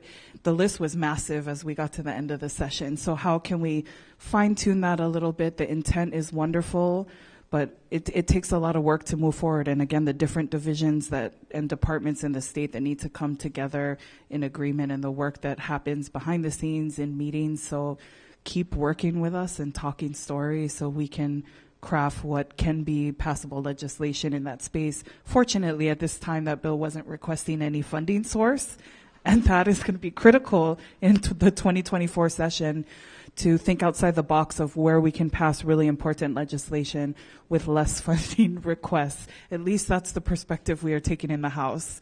Do more and ask for less.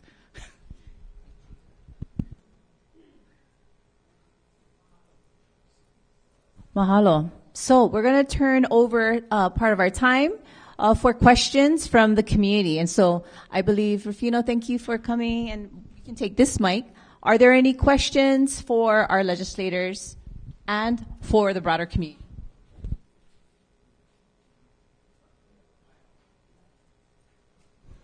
Morning. In recent years, we've seen significant shifts in our food system with large agribusiness investments and consolidation in our meat industry.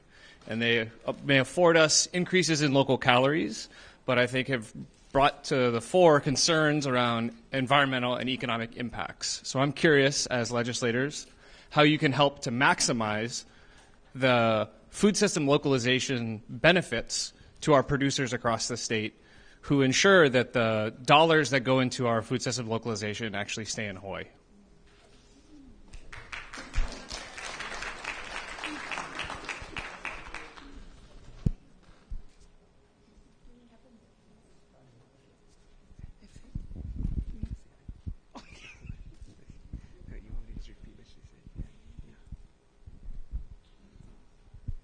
Okay, I think most of us are in complete agreement with what Rep said earlier.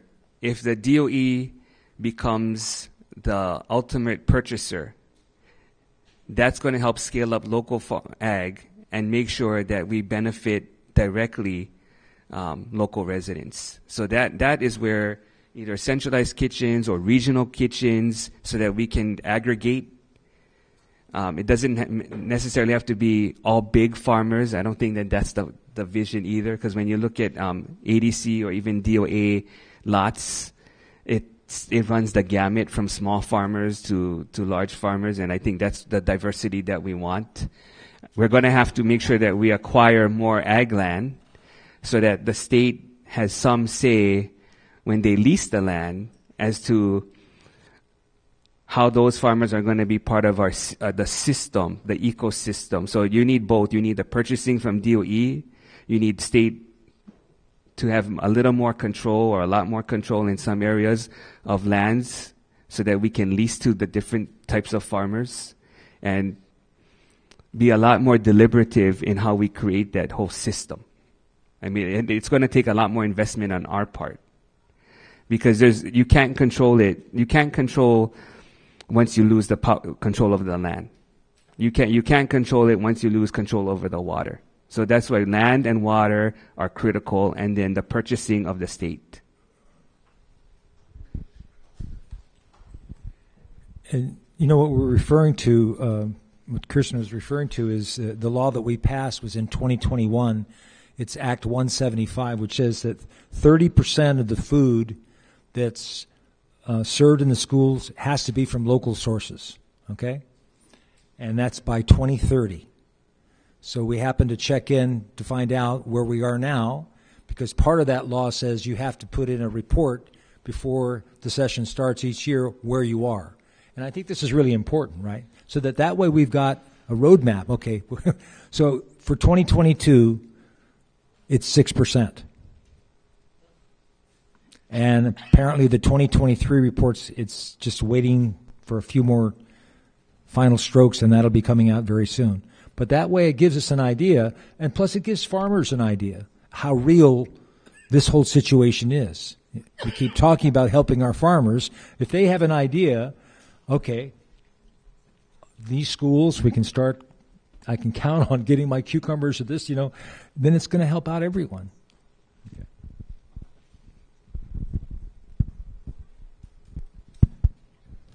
I think the other thing we have to leverage a lot more is the fact that we invest a lot in tourism. And so we have to make sure that the hotels, just like how we're asking DOE to be the purchaser of local products, we need hotels to do the same thing. So. I wholeheartedly agree. Question on that side of the room? Mahalo. Please say your name as well. Mahalo. Aloha mai kako, Zuri Aki, Office of Hawaiian Affairs. Mahalo, Senator Gabbard, Senator De La Cruz, Representative Kahaloa. My question's a little complex, so I'm going to kind of preface it with a little something. As a mahi'ai, my family farms in Haleiwa, we ranch in Ka'u. I super appreciate, I love and appreciate the game plan. There's a lot of hurdles, a lot of challenges. We all know that to mahi'ai and just getting started, getting everything going, getting everything connected. Senator De La Cruz, I noticed in one of your slides there was an innovation district. We've often thought policy-wise there needs to be these kinds of things, right, to kind of get over the existing hurdles and challenges with land use, bona fide farming, things like that. Are there plans in place to kind of go in that direction, to kind of start identifying more of these kind of economic enterprise zones, more of these innovation zones? Mahalo.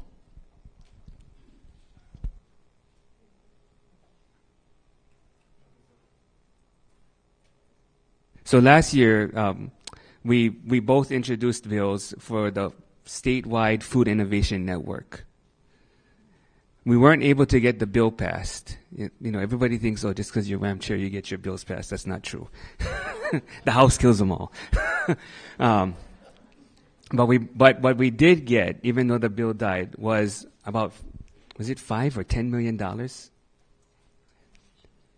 And then we passed 10. And the governor vetoed 5, right? He reduced. Oh, he gave back some now. Okay, so we provided funding so that we could do the proof of concept, use it so we can start to do the planning for food innovation facilities and a network throughout the state. That was what we tried to accomplish, so that we can do a better analysis of what makes the most sense in what region, working with the community and things like that. Part of our vision was to work with the UH Community Design Center to work with ADC and DBED to do the outreach, to do the research, and figure out what makes the most sense. And, you know, I can just describe real quick, like, and it sounds like you're familiar with it already, but the New Zealand Food Bowl. So it's a different concept than a commercial kitchen. So I think a commercial kitchen has fixed equipment, right? You go in, you use it. Hopefully there's storage space for you. You have to clean it. There's rules, all that. But they're usually quite small. With the food bowls, a food bowl could be as big as 20 to 30,000 square feet, and they have the one in Auckland has about 3 or 4 suites, and they're empty rooms. Then there's rooms for dry storage, cold storage, and a storage for equipment. So if you came in and you wanted to rent a suite for a day, and you make cookies, they would plug and play. All the equipment for your particular product would be plugged in, including the packaging. You would lease it for a day or 2 days, whatever you need. And then when you're done, if the next person, let's say they did rum, they would clean out what you had, clean the equipment, store it, then they would plug and play the rum equipment in there. So the 4 suites become real fluid, specifically for what you're trying to accomplish. And what they found in New Zealand is the average entrepreneur only leases the space for 2 years, because by that time they have enough revenue to have their own warehouse space, their own equipment, and that's part of the plan of the 2 years. So that's why we think it makes a lot of sense, because New Zealand seems to have done that, and they had a similar problem. We lost sugar and pineapple.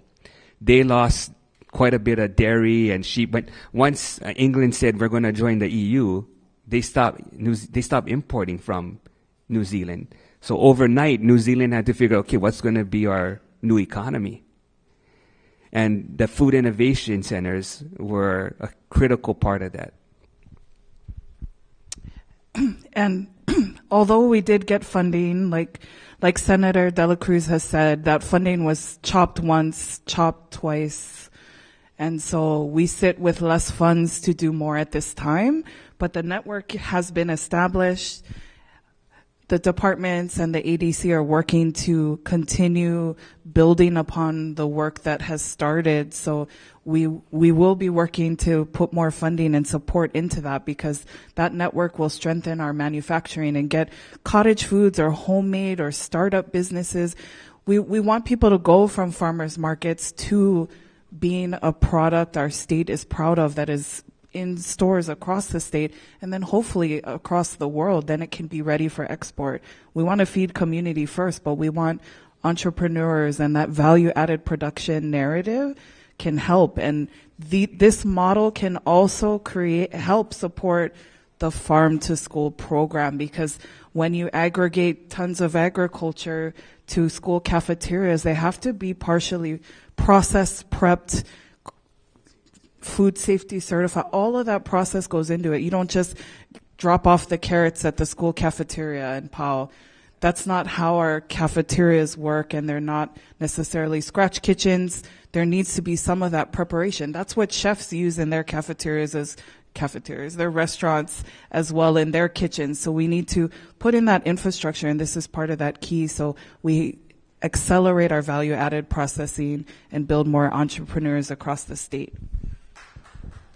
Mahalo. We have time for one other question. I see in the back of the room over there, Kavika. Mahalo. And please, whoever is speaking, please say your name. Mahalo.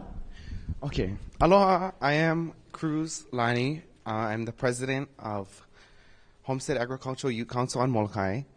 And we have a question as the OPO. How can Molokai High School Agriculture Program get similar attention, assistance, and support like Lelehua High School? Who do we need to talk to? What do we need to do? And after all, we are the farmers.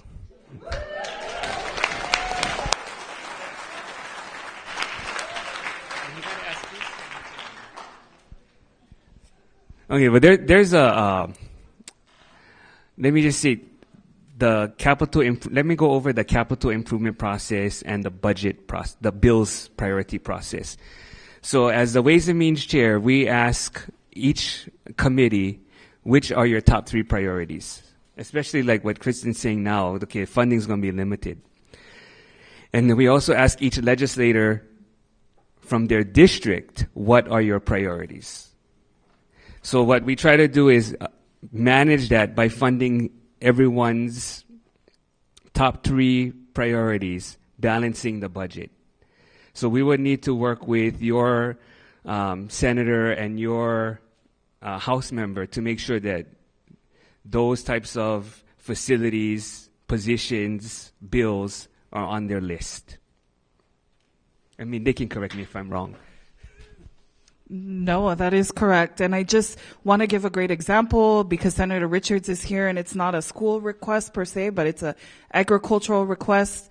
There's been a need for a long time to get water resources to farmers and ranchers in Kohala, and Senator Richards championed his request to be fixing the Kohala ditch so that can improve water access for our agricultural community. So again, working with House members, senators, and prioritizing the same requests or similar requests and going in together makes a big difference. So, and then we need to make sure those funds are released so that project can be fulfilled. But that's a great example of supporting agriculture and prioritizing capital improvement projects for agriculture and food systems. And that can be our school requests as well.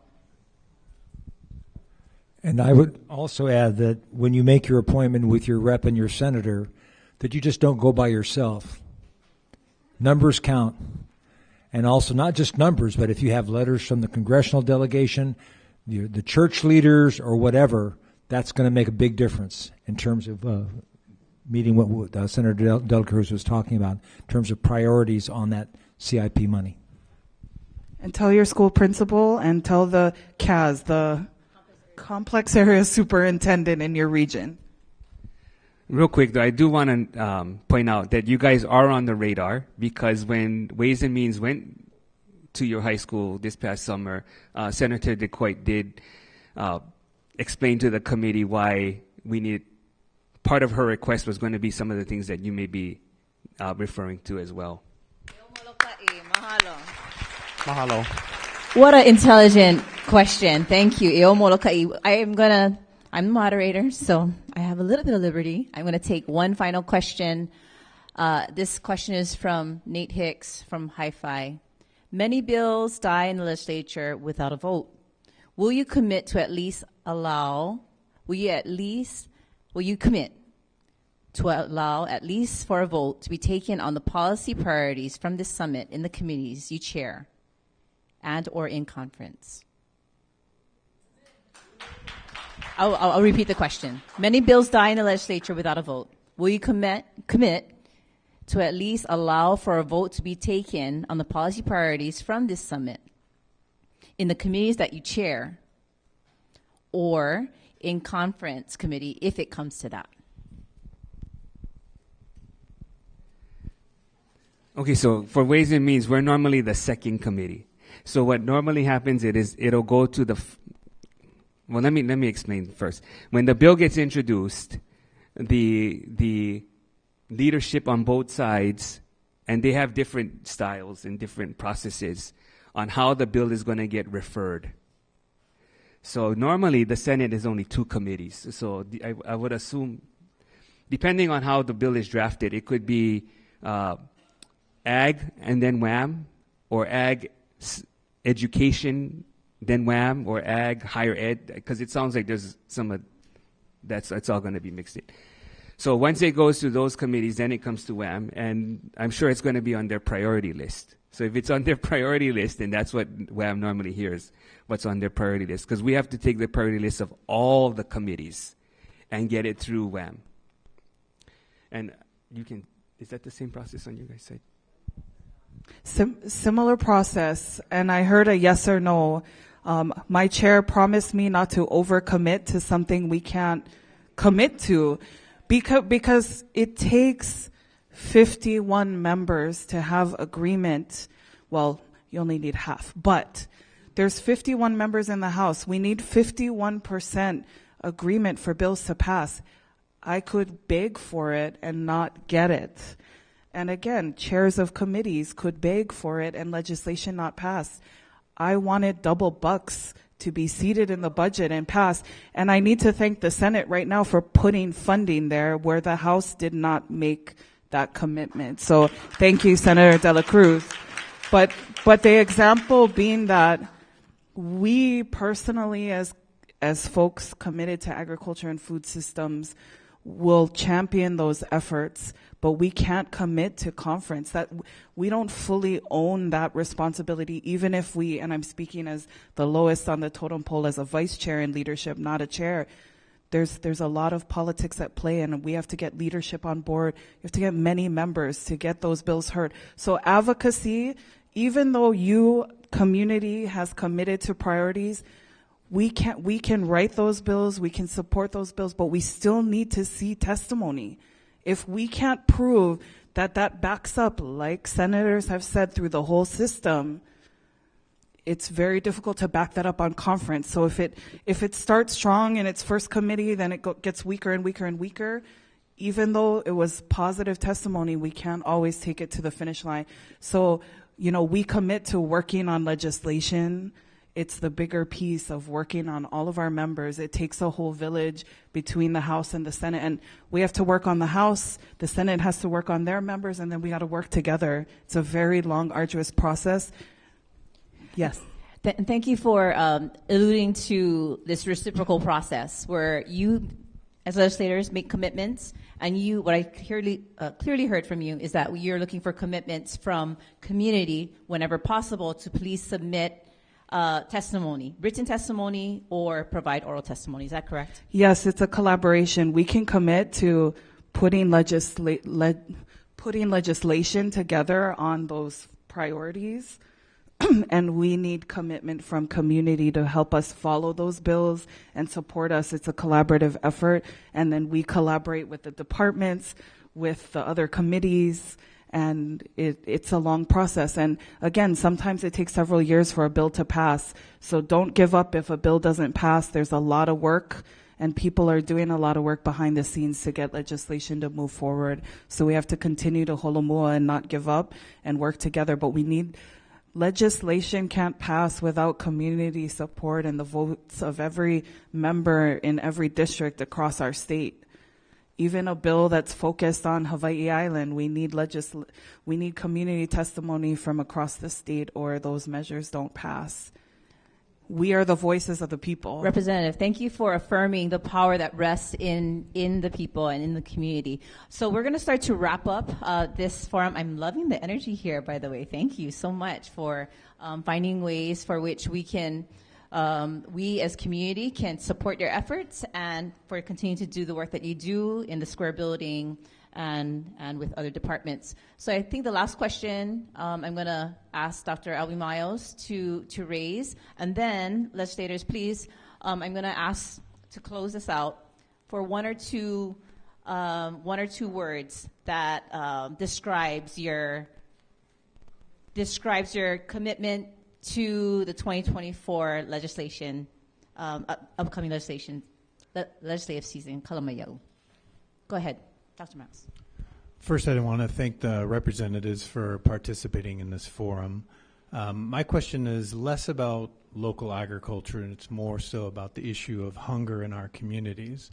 As Celeste has pointed out and other people have pointed out, we have a higher than national average rate of household food insecurity, and during COVID-19, households with children spiked to a rate of about 48%.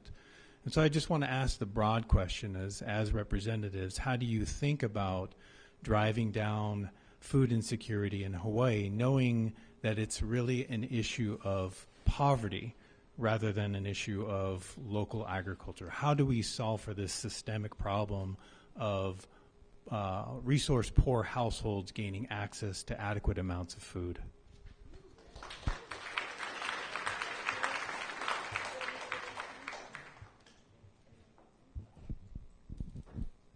Thank you, Albie, for that question. I think one of the things, obviously, is raising awareness. And when bills get introduced at the legislature, that's one of the things that happens. It gets on people's radar, but it just needs to start, more of that needs to start spreading. And one of the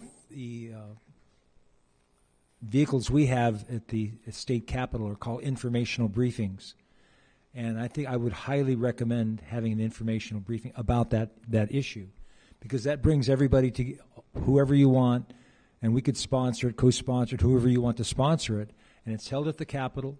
And for example, I wanted to announce on January 11th, this is not public yet, you're the first to hear about it, but we're having a climate change informational briefing at the state Capitol from 1 to 4 o'clock. And not just academic stuff, but actually from those experts who are going to help us, how is climate change actually affecting Hawaii, and what can we do about it? So that's, yeah. And I would also suggest that on food systems, that we seriously consider, there's a lot of brain power and heart power in this room. If you put together something like that, it's going to raise people's awareness. It's going to raise the awareness of the legislators to see how important this issue is. But that's what I would recommend for that particular issue, yes. Thank you very much. Did you have any additional comments? I would like to close this portion of our agenda for today. And I'm going to, again, restate the closing question. So in a few words, 1 or 2 words, please describe your attitude towards food systems change in 2024.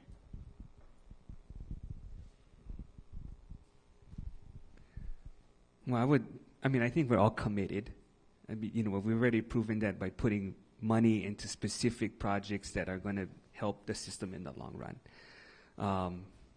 And the second thing is, I think we still have to be steadfast about it.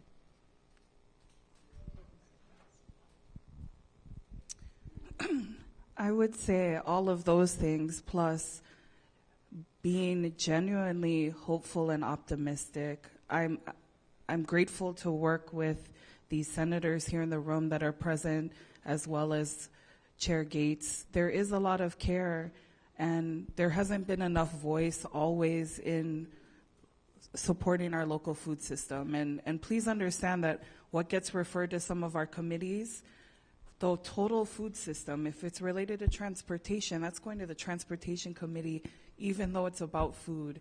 If it's related to value-added production and economic development, sometimes it goes to economic development.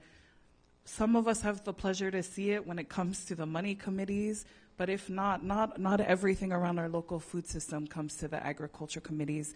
So understanding that, to take a comprehensive approach, we just need to be vigilant to be in all spaces and support the legislative process in that. But you have fighters backing up this sector and voicing how we need to increase support to support our local food system. So we want to work together and be collaborative. So come talk to us and let us know what those priorities are. And if we can, I know last year you presented those priorities before speaking with us. We kind of came at the closing. So please, maybe we need to make sure we can collectively hear what those priorities are and be committed to pushing that legislation forward. Get involved and never give up. Hail to that. So you heard committed, steadfast, hopeful, optimistic. Get involved and never give up. A'ole ha'abi pio. Please join me in thanking our legislative leaders this morning. Thank you so much for your time, your continued commitment, and your aloha for Hawaii. At this time, we're going to transition to our final speaker for the morning, and then we are going to go into a break. Mahalo nui. Mahalo. Mahalo, everyone. Without further ado, we'll keep it moving. I want to introduce Dexter Koshiba, who is a longtime friend and ally to many of us here. As former Food Security and Sustainability Program Manager with the Resilience Office at the City and County of Honolulu, I got to work directly with him there. He is quoted as saying, "Our role will be to dig deep into systemic food issues and work with the community to develop local policies and programs that ensure food equity and sustainability on Oahu." Today, he serves as deputy to the chairperson Hurd at the Department of Agriculture. Please welcome Dexter Kishida. Mahalo.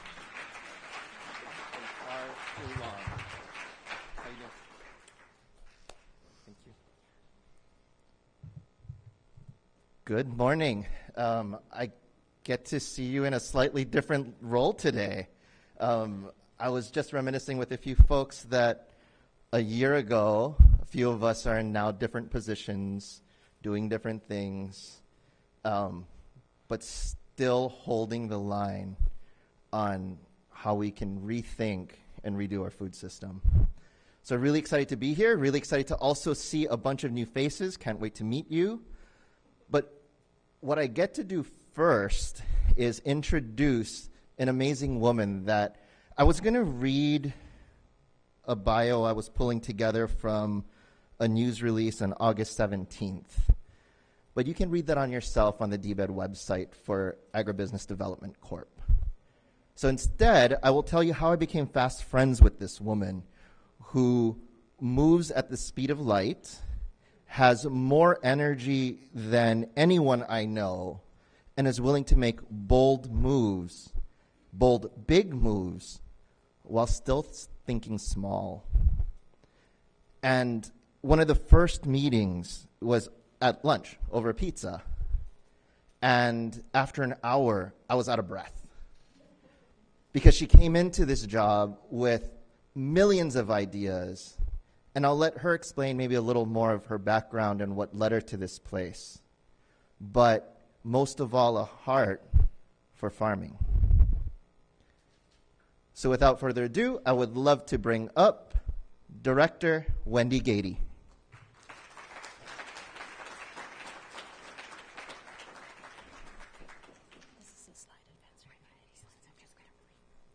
So thank you. That was really nice. But I'm going to quiz you on something because technically we're kind of in the same business. So Dexter, did you ever see the movie Jerry Maguire? Yes. What was the famous line of Tom Cruise in that movie? Show me the money. Show me the money. Show me the money. So I was kind of... Well, I'm here to help you with that. So I like numbers, not as much as my husband, but while the senators and the rep was up front, I thought, you know what, I'm just going to start penning some numbers because, you know, it's one thing to say, okay, this is a good thing to do. It's another thing to show me the money. So I ran the numbers and just said, you know, technically what they're talking about is we're in a fight. We're in a fight for grocery carts. We're going to fight for school trays, and we're in a fight for wallet share. So think about that for a moment. So when Senator De La Cruz talks about F-pins, what he's really talking about is suitcases. So if you think about ag business and all the travelers that come in and they leave, how many ag business products are in their suitcases? Not a whole lot. We're in a fight for that suitcase. That's what we want. So if we were to just boldly run some numbers here and say, all right, if we had every one of the visitors had a $25 product in their suitcase, we're talking over $259 million. If every one of them had $100 worth of product in their suitcase, we're talking $1 billion. So he's talking about, let's invest $10 million in these F-pins to get an ROI of $1 billion. So for college kids that think there's no money in ag, there be money in ag. When we're talking about just local food production and we talk about all the households, and if we only had 15% of that grocery cart, that's $565 million we created here. We didn't give Cali. If we talk about the school DOE program and the fact that they buy $45 billion worth of food, and if we could just get 30%, that's a $13.5 million nut. That starts to get my attention just a little bit. So my background is actually ag. I need a t-shirt that says likes to play in dirt because I come from a century farm in Iowa. I love corn, beans, biodiesel, and ethanol. And I've spent the last 15 years managing farms here on Oahu. I've done farms in Kunia, up in Haleiwa, and over in Kahuku. And when my dad came to visit, he was like, this blows my mind. Because there's 14 microclimates in the world, we have 12. My farm in Kahuku was completely different than the certified organic farm in Haleiwa, which was certainly different than my farms in Kunia. And he's like, this should be like different states or parts of the country. It's like one island. That's what makes Hawaii the most diverse state in the United States, hands down. I sat at a table with Cali farmers, and they're all bragging about how big they are, and I just looked at them and I said, show some respect. And they were like, what are you talking about? I said, you may be the largest, but we are the most diverse. And he said, well, how do you know anything about farming in Cali? And I said, I grew up watching 40 years of California country with my dad. I know everything you're doing, but can you do sea asparagus? Cannot. Can you do cacao? Cannot. Vanilla? Cannot. Coffee? Cannot. You want to keep going? I'm telling you, we are the most diverse ag state. Isn't that cool? So I've been in my position just a little bit over 100 days. When I walked in, there were 3 employees, 6 openings, 3 employees. By the way, Dexter is hiring people. I am hiring people. If you want a job, you know somebody that needs a job, come talk to us. How many people are you trying to hire, Dexter? 100 people statewide. 100 people. So there's jobs in ag, and they are good producing jobs. I walked in, one of the staff members was managing 35 projects, $40 million in projects, one guy. The other guy was managing 22,000 acres of land, 200 miles of irrigation, and 2 hydropower plants. And the third guy was trying to be the CEO, HR, CFO, and project manager for everything else. That was crazy. Since then, we've hired 5 people, so that was my number 1 priority. My number 2 priority was to look at our portfolio and say, we have 80% of our portfolio leased. We have 20% left. On October 5th, we release the balance. If you want ag land, you go on our website, and there is a map that's interactive that shows the other portion. The third thing I wanted to do was address an audit that was scathing, and on November 16th, I sent a very long letter to the state auditor, addressed every recommendation, showed him how we did it, and I said there are 5 we're not doing, and that's because the law's changed. One of the things we're trying to do from a strategic standpoint is map our state, to look at our portfolio and say, how many of the microclimates are currently in our portfolio? And when I'm talking to ag, they're like, are you going to buy more land? And I said, possibly. Because what happens if the governor says, okay, ADC, start feeding Hawaii, and we have one microclimate? Sweet potatoes, breakfast, lunch, and dinner. That's what everybody gets, and you might want to have an orange. Then they're like, oh, now I can kind of see why you'd want to have more land. So one of the things that we're in charge of is Eat Local, and that is getting more land. It's also getting more water. The second thing is in developing our FPINs, in developing our Food and Product Innovation Network. And the third is creating efficiencies in ag businesses. So what that looks like is with our hydropower plants, which blows my mind, our ag businesses set on a microgrid. That means you get an 80% reduction in electricity. Think about that. When your electrical bills are $30,000 a month in a processing facility, that's the difference between breaking even and not breaking even. Looking at efficiency in terms of, on the west side of Kauai, we have 12,000 acres next to Gay and Robinson's 54,000. That is 66,000 acres of former sugar land that still holds world records. Lucky us. When we want to try and get product off the island, we drive a whole hour all the way to Lihue, a whole hour back, all the time passing Port Allen twice. So I've been making the rounds to say, what do we have to do to open Port Allen? Because this is ridiculous that we're driving 2 hours with a container. That's about efficiency. Efficiency might look for the future way different. I've only been in the job for 100 days. The board came on in January 1st. To say that they're aggressive would be the understatement of the universe. This group wants us to go back to our charter. Next year, we're going to be the Big 3-0. Now, some of you have not hit that number yet, but when you become the Big 3-0, you look over your shoulder and go, what did I do with my 20s, and why am I still living in my mother's basement? It's kind of one of those moments where you're like, I need to grow up and do what I'm supposed to do, and that's ADC. And it was nothing short of brilliant when they created it. And I saw the position, well, actually, my dad saw the position listed about 15 years ago, and he called me and he said, this is so you. This is like everything about you. And I said, oh, Dad, somebody else got it. He's a great guy. He's a mentor. I went to the next Farm Bureau meeting, and I said, Jimmy, you got my dream job. And he laughed, and he goes, you can have it when I'm done. Here I am. Do you guys have questions for me? Because I love ag. I love what I do. 85% of the farmers on our land are disadvantaged, human trafficking victims, and women farmers, which is pretty cool. If there are questions, mics are going around, so just go ahead and raise your hand if there are questions. Come on over, Dexter. Scared when you're here. You're just scared about my arms and elbows. Thanks, brother. Right there. Hey, hi, I'm Indy, and I'm curious in the space of healthcare. We just got out of a crisis, so we're not out of the crisis, and there's a mental health crisis. And when you talk about rural healthcare, it's falling apart. I'm on the island of Hawaii. There's doctors and nurses leaving the island, like in droves, right? And the nurses, my partner, she's a nurse, and the jobs pay her less than if she worked at Target, right? To be a nurse. And so how are you feeling about addressing those concerns or finding solutions where the nurses and healthcare providers that can provide for the rural communities can be supported with housing or food in collaboration with the farming communities as well, so they can provide services for the farming community? Congratulations. That was 27 questions in one paragraph. You on somewhere? No, I was kidding. I think it goes back to what is in our name. And our name is the Agra Business Development Corporation. It's about creating jobs in rural communities. It's about developing entrepreneurs. And I was thinking about the LCC concept, and I was trying to put it into a word picture, and I thought, okay, it's kind of like if you're an entrepreneur there, it's like you're an elephant in the womb. You get 22 months of gestation, and then you get birthed.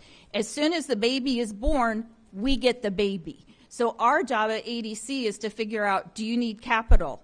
Do you need personnel? Do you need equipment? Do you need another location? What is it that you need to be successful?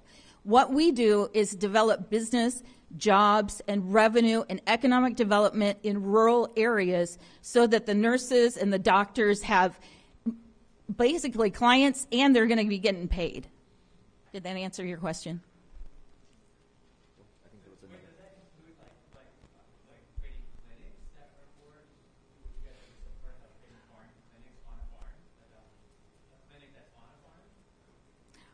I serve a board that's pretty out there. So it would become an issue, or it'd be a question for the board, honestly, in terms of statutes, policies, and procedures.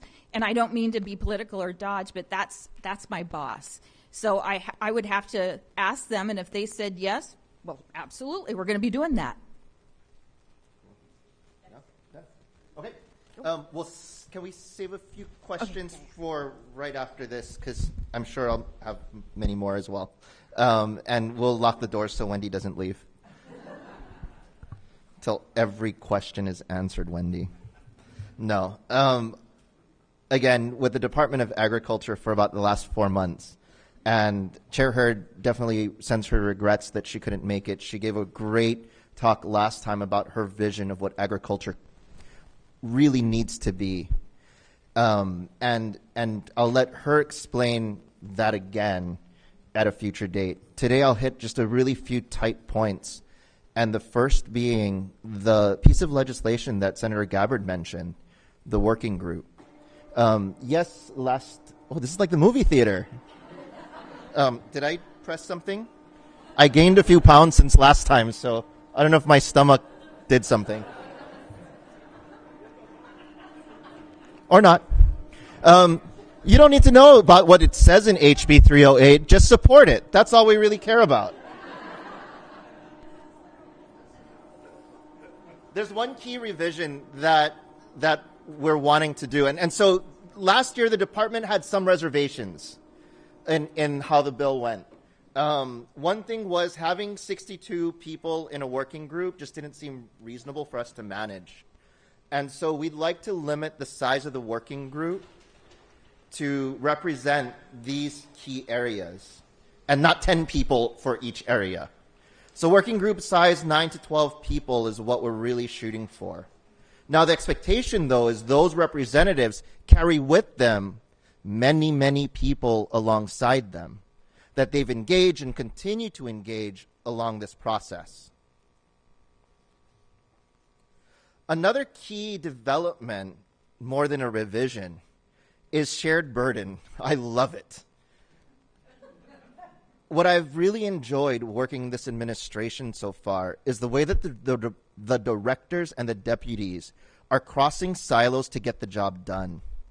And this piece of legislation of creating a working group to create this plan for the state that we can rally behind and put details in is so key that DBED came on board. We just had a meeting with Professor Miles, DBED deputy, myself, OPSD yesterday, and we all agreed we will share this burden together, that DBED and HDOA will co-chair this working group, and OPSD can provide us really the muscle of planning power that they do to pull this off.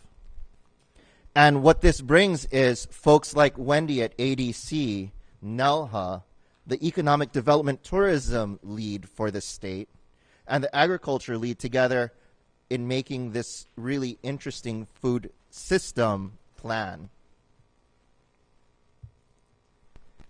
Another key initiative so with 308, those are the only two changes that we're really looking at. Another key thing that we're wanting to do, and it's not legislation, but an initiative through this year, is to create for 2025 a Hawaii version of the Farm Bill. So something that, again, we can agree on these key points to say, to make agriculture economically viable in the state, we need this.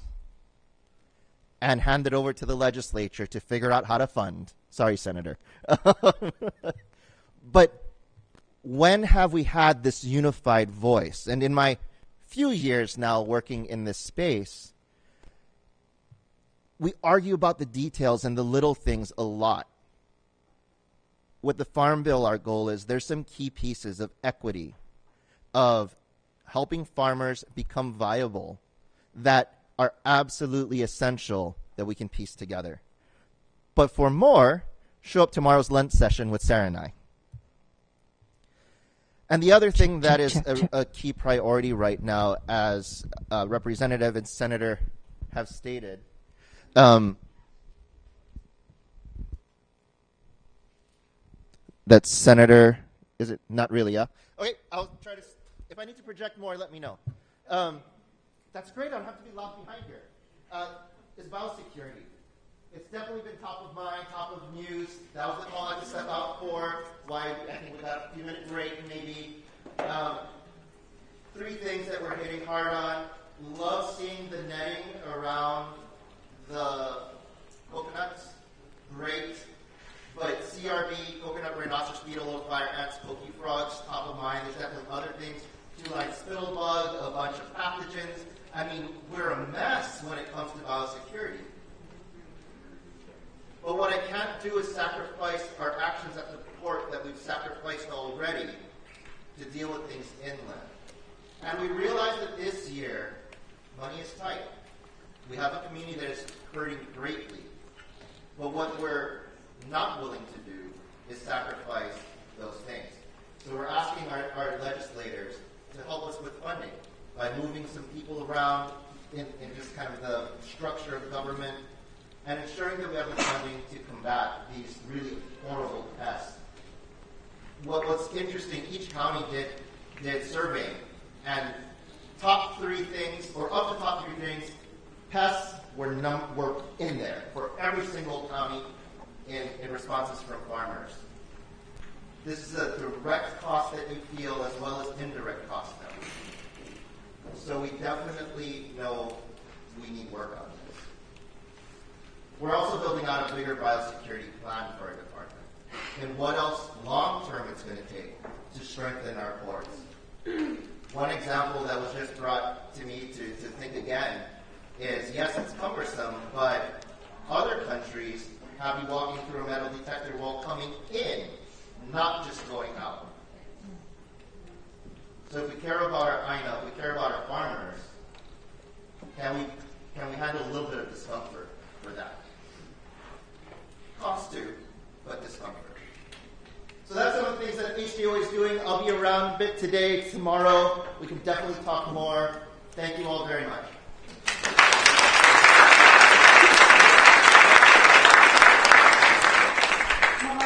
Dexter, Wendy, if I could invite you back up as well real quick. We have time for 2 questions, and then we will transition to prep for our afternoon and lunch. Hi. Thank you.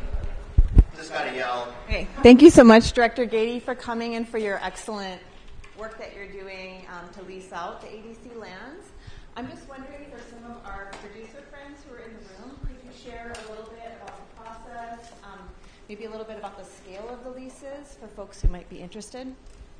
So that was actually one of the things I wanted to invite everybody to go to our website for 2 reasons. One is the application for lands is on that, but there's also something called an EOI. It's an expression of interest. And what that is meant to do is invite people to the table. If they have seen land that is vacant, that they think should be farmed, let us know.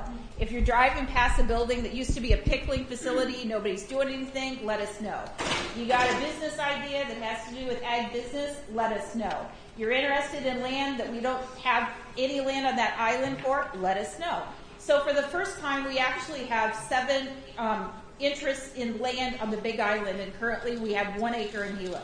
So it makes it a lot easier to go to a senator or a rep to say, hey, I've got 2 people that are needing 3,000 acres in your district. That makes it a lot more feasible. So in regards to the process, it's weighted. The first round of reviews, so there's still time, is going to happen on January 15th, and that's when our administrative committee sets down. The number one thing that I ask people to do is asterisk at the top and write in bold print, if you're going to lose your lease, that's the number one thing, if you're in the midst of doing that. One of the dirty secrets that we don't talk about here is land leases, and the fact that most farmers have a year-to-year land lease. You want to talk about food insecurity? That is food insecurity. That's something. Dexter, how long are the leases for DOA? 35, 45, 65, depending. So ours are ranging anywhere from 10 to 65. Part of the reason that we go with like 10 is somebody's trying to do new things, so they don't want to commit to 100 acres. They're like, give us this, and then kind of let us grow from there. So it just kind of depends. One of the things that I would also suggest, because there's power in cooperatives, and that's kind of how I grew up, that, you know, individually we can do so much, and at the bottom of my V card on my email it says, if you want to go fast, go alone. If you want to go far, go together. And, you know, one of the examples I use is our turkey producers in our county decided to get together because, hey, everybody loves us 1 month out of the year, and then we starve for the other 11 months. So what is it we could do to create a market? So they went out and hired a bankable feasibility company as a cooperative that said, where can we sell turkey the other 11 months out of the year? And the feasibility study said, you need to build a turkey processing facility. It needs this equipment. This is how much money that needs to go in. These are the number of years you're going to lose money. This is how you're going to make money. And your number one target is Subway. 70% of all turkey in the Subway in the United States is coming out of my county. That's why you come together as a co-op. So if you're only 5 acres, get 10 friends. Do a co-op, because you can also get grants. There's so many more things that you can do in a co-op and make money faster. But I would say nobody is removed from our table. 2022, the statute for EDC was changed to specify to help small farmers and cooperatives. Did that answer your question? Oh, there's got to be one more brave soul out there. Oh, sorry, no mind. Hi. I just want to know, I've heard several comments made about more agricultural land, acquiring more, especially from large landowners. Is there ever going to be a movement towards fallow lands and Hello.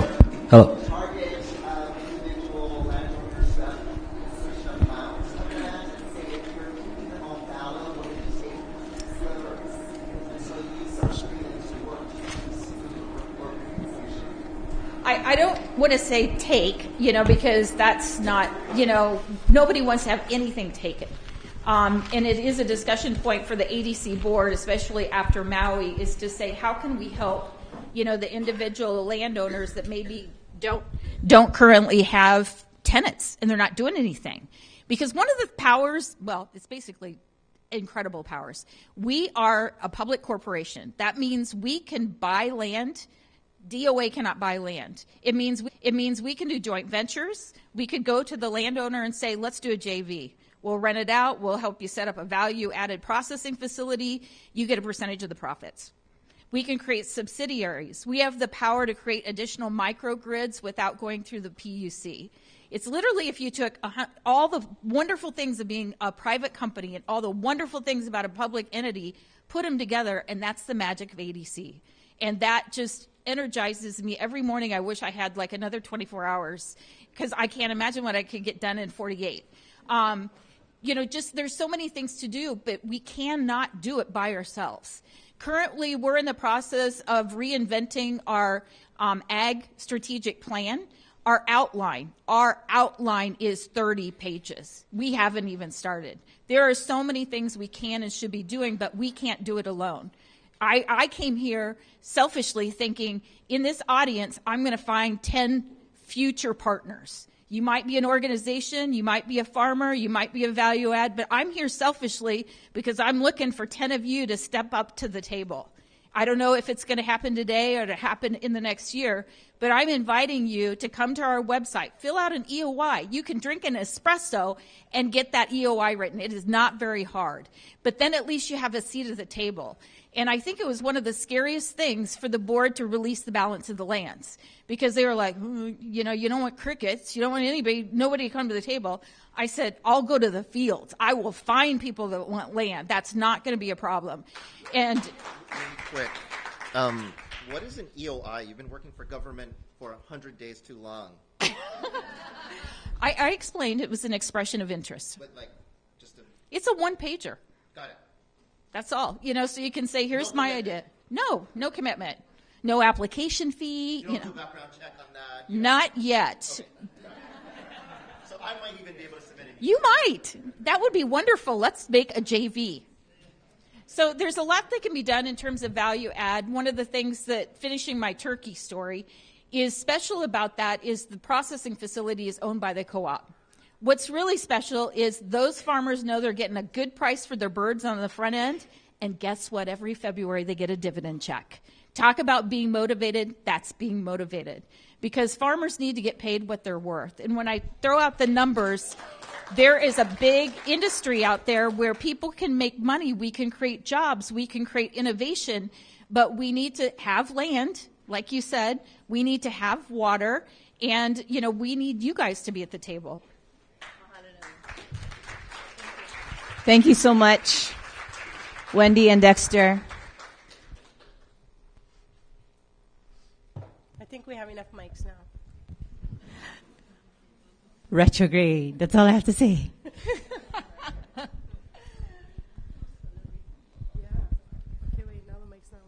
Okay, there we go.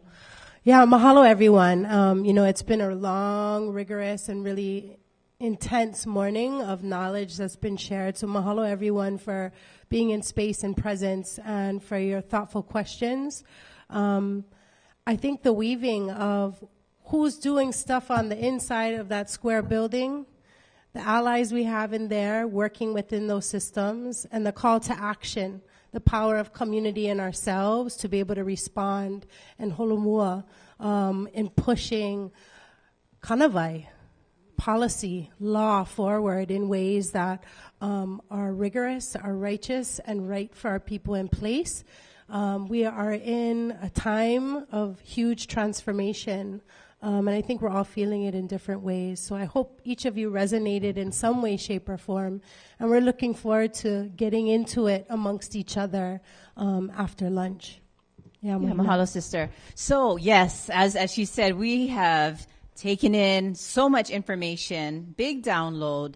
And so guess what? We have up till 1 p.m. to enjoy each other's company, to enjoy our beautifully prepared lunch by Chef Kamoa. And also, chihu to that. And also to think about how are we going to set our collective agenda. Now, it's so important to make time to receive information, so that we can now take that information and start to filter it, synthesize,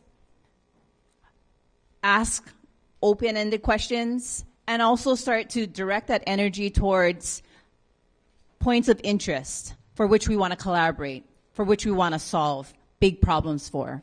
So after, we're going to go through the lunch line, enjoy each other's company, get nourished. And in that time, we also invite you, you're going to see a slight transformation of this space. And we are going to place lots of chart papers on these windows here. And what you're going to see is you're going to see invitation. Yeah, you're going to see invitations for you to think about individually. Think about what policy interest do you have that you would like to have conversation around, for which you're working on? It might be in idea stage. It still might be in development. You might be at the stage where you're actively writing. You're writing and getting feedback, getting input. Okay, you're writing up your priorities. You have a champion, perhaps, at the legislature. And then finally, you might be ready to go, meaning policy language is drafted and will be introduced in 2024. So again, open space works when we are all thinking deeply about the policy interest areas that you care about, not just you individually, but you in context of community, in context of Aina. So if you have a policy idea that lands somewhere along this spectrum, and I really want to encourage those who have policy language as actively being drafted and worked and refined upon, that for which you have the intention to be introduced, that is ready for initial feedback, please do put an idea out there. If you're in the works and it's going to be introduced, please put that policy interest area up there. And in addition, if you're still working an idea, it's still not 100% too late to put something together for 2024. It is a little bit kind of, we're getting at the wire. deadline wire, but still yet we have opportunity to crowdsource ideas, to work your ideas, and to ask really curious questions. So how this is going to work is they're going to be chart papers, as I said, numbered with tables, okay? Then you're going to see an open space on this chart paper. And if you have an idea, there's going to be big Post-its there. Write your policy interest area. It might be in the area of a regional hatchery to support fish ponds within your island, on your island. That might be an idea. That's been an idea that's been surfaced. It might be in the area of farm to school initiatives. It might be in the area of nutrition, okay? So your policy interest ideas, write it on a big Post-it, and then place it anywhere there is open space on the chart. Why that's important is then you're going to start to see this chart, many chart papers, filled up, and we've already pre-assigned a facilitator and a note taker. And then we're going to have 2 rounds of conversation. So potentially, we have time and space. The only thing we're constrained by is some level of time, level of time. We do want to conclude this process by around 3:10, 3:15 today, and also space. So we have 15 tables. So we're looking for about 24 topical ideas, okay? Here are the roles. We have a host. So if you are the person who wants to get ideas, who wants to get feedback, who wants to ask for support from your colleagues, and you want to host a conversation around a policy interest area, you're the person who's going to write it on a Post-it, place it on the chart paper, okay? And then you need to be the one who is going to unpack what that is. Because you're going to see people are going to invite folks to your designated table, and your facilitator has some question prompts to help the conversation move along, okay? We have a recorder, as I said. And then participants, we will all we'll continue our generative conversation. And when we come back, to really get us into this mode of discussion and action, we'll start off with some group agreements. Did I miss anything, sister? No, I think maybe just clarifying, during lunch, folks can start participating once we get our flip charts up. So food first, of course, priorities. But as we get the flip charts up, we might make a little announcement for folks to start pinging things on there if you feel moved to at that time. And we'll, again, have till 1 o'clock before we officially start the workshopping for the afternoon after lunch. That's right. And do we have Chef Kamoa here with us? Right there on your right. Oh, aloha Ekehoa. Love him. Aloha. So Chef, please come, please. This is the man of the hour, y'all. Kanaka aloha aina, who's aloha aina kako. My name is Kamoaki Tevis. I have a company called Ainacology, Aina, that which feeds family, land, and ecology, the study of that. I mean, the idea is that juxtaposition of all things that make healthy communities. So stoked to be a part of this. This is my favorite, is to work with nonprofits, Native Hawaiian organizations, community organizations that are looking to forward the well-being of all of us collectively. And my hopes is that food fuels this conversation, feeds this conversation, predominantly solely locally sourced throughout the Waianae Coast to Ewa Plain. We got Kalua pig, squid luau. I caught the squid myself. Luau leaf is, again, from multiple sources on the Waianae Coast. We have some lauai green salad. Kahumana provided carrots, tomatoes, and the greens. And tomorrow we have ogo from the Marine Science Program at Waianae High School. I always get my ogo for my poke.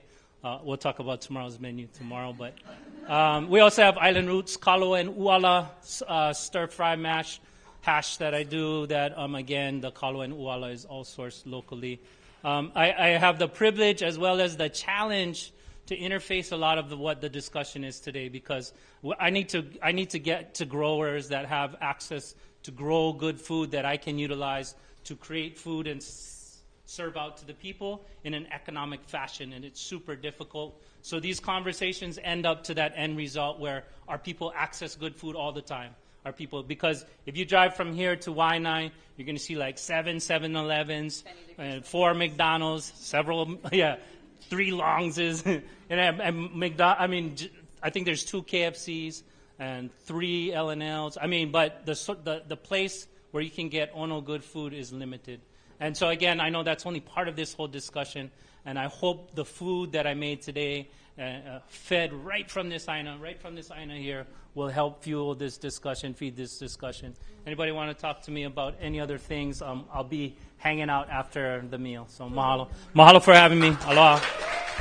Mahalo nui kamwa. Yeah, I'm a huge fan. We got to share his mea ayat, my son's first baby luau. Mahalo kamwa. I'm so happy to be with you and cannot wait to eat. Okay. So with that, before we break, as we should, is just ground ourselves a little pule and blessings over each other and the food and the space that we are sharing in. So, e puli kako, e houlu I kanono ke kino, a me ka uhane, e malamapono, ka manao, ke ola, ke kino, I ka manawa apaloa. Aloha, aloha, aloha. Mahalo, mahalo, mahalo. Mahalo, everyone. All right. So lunch served.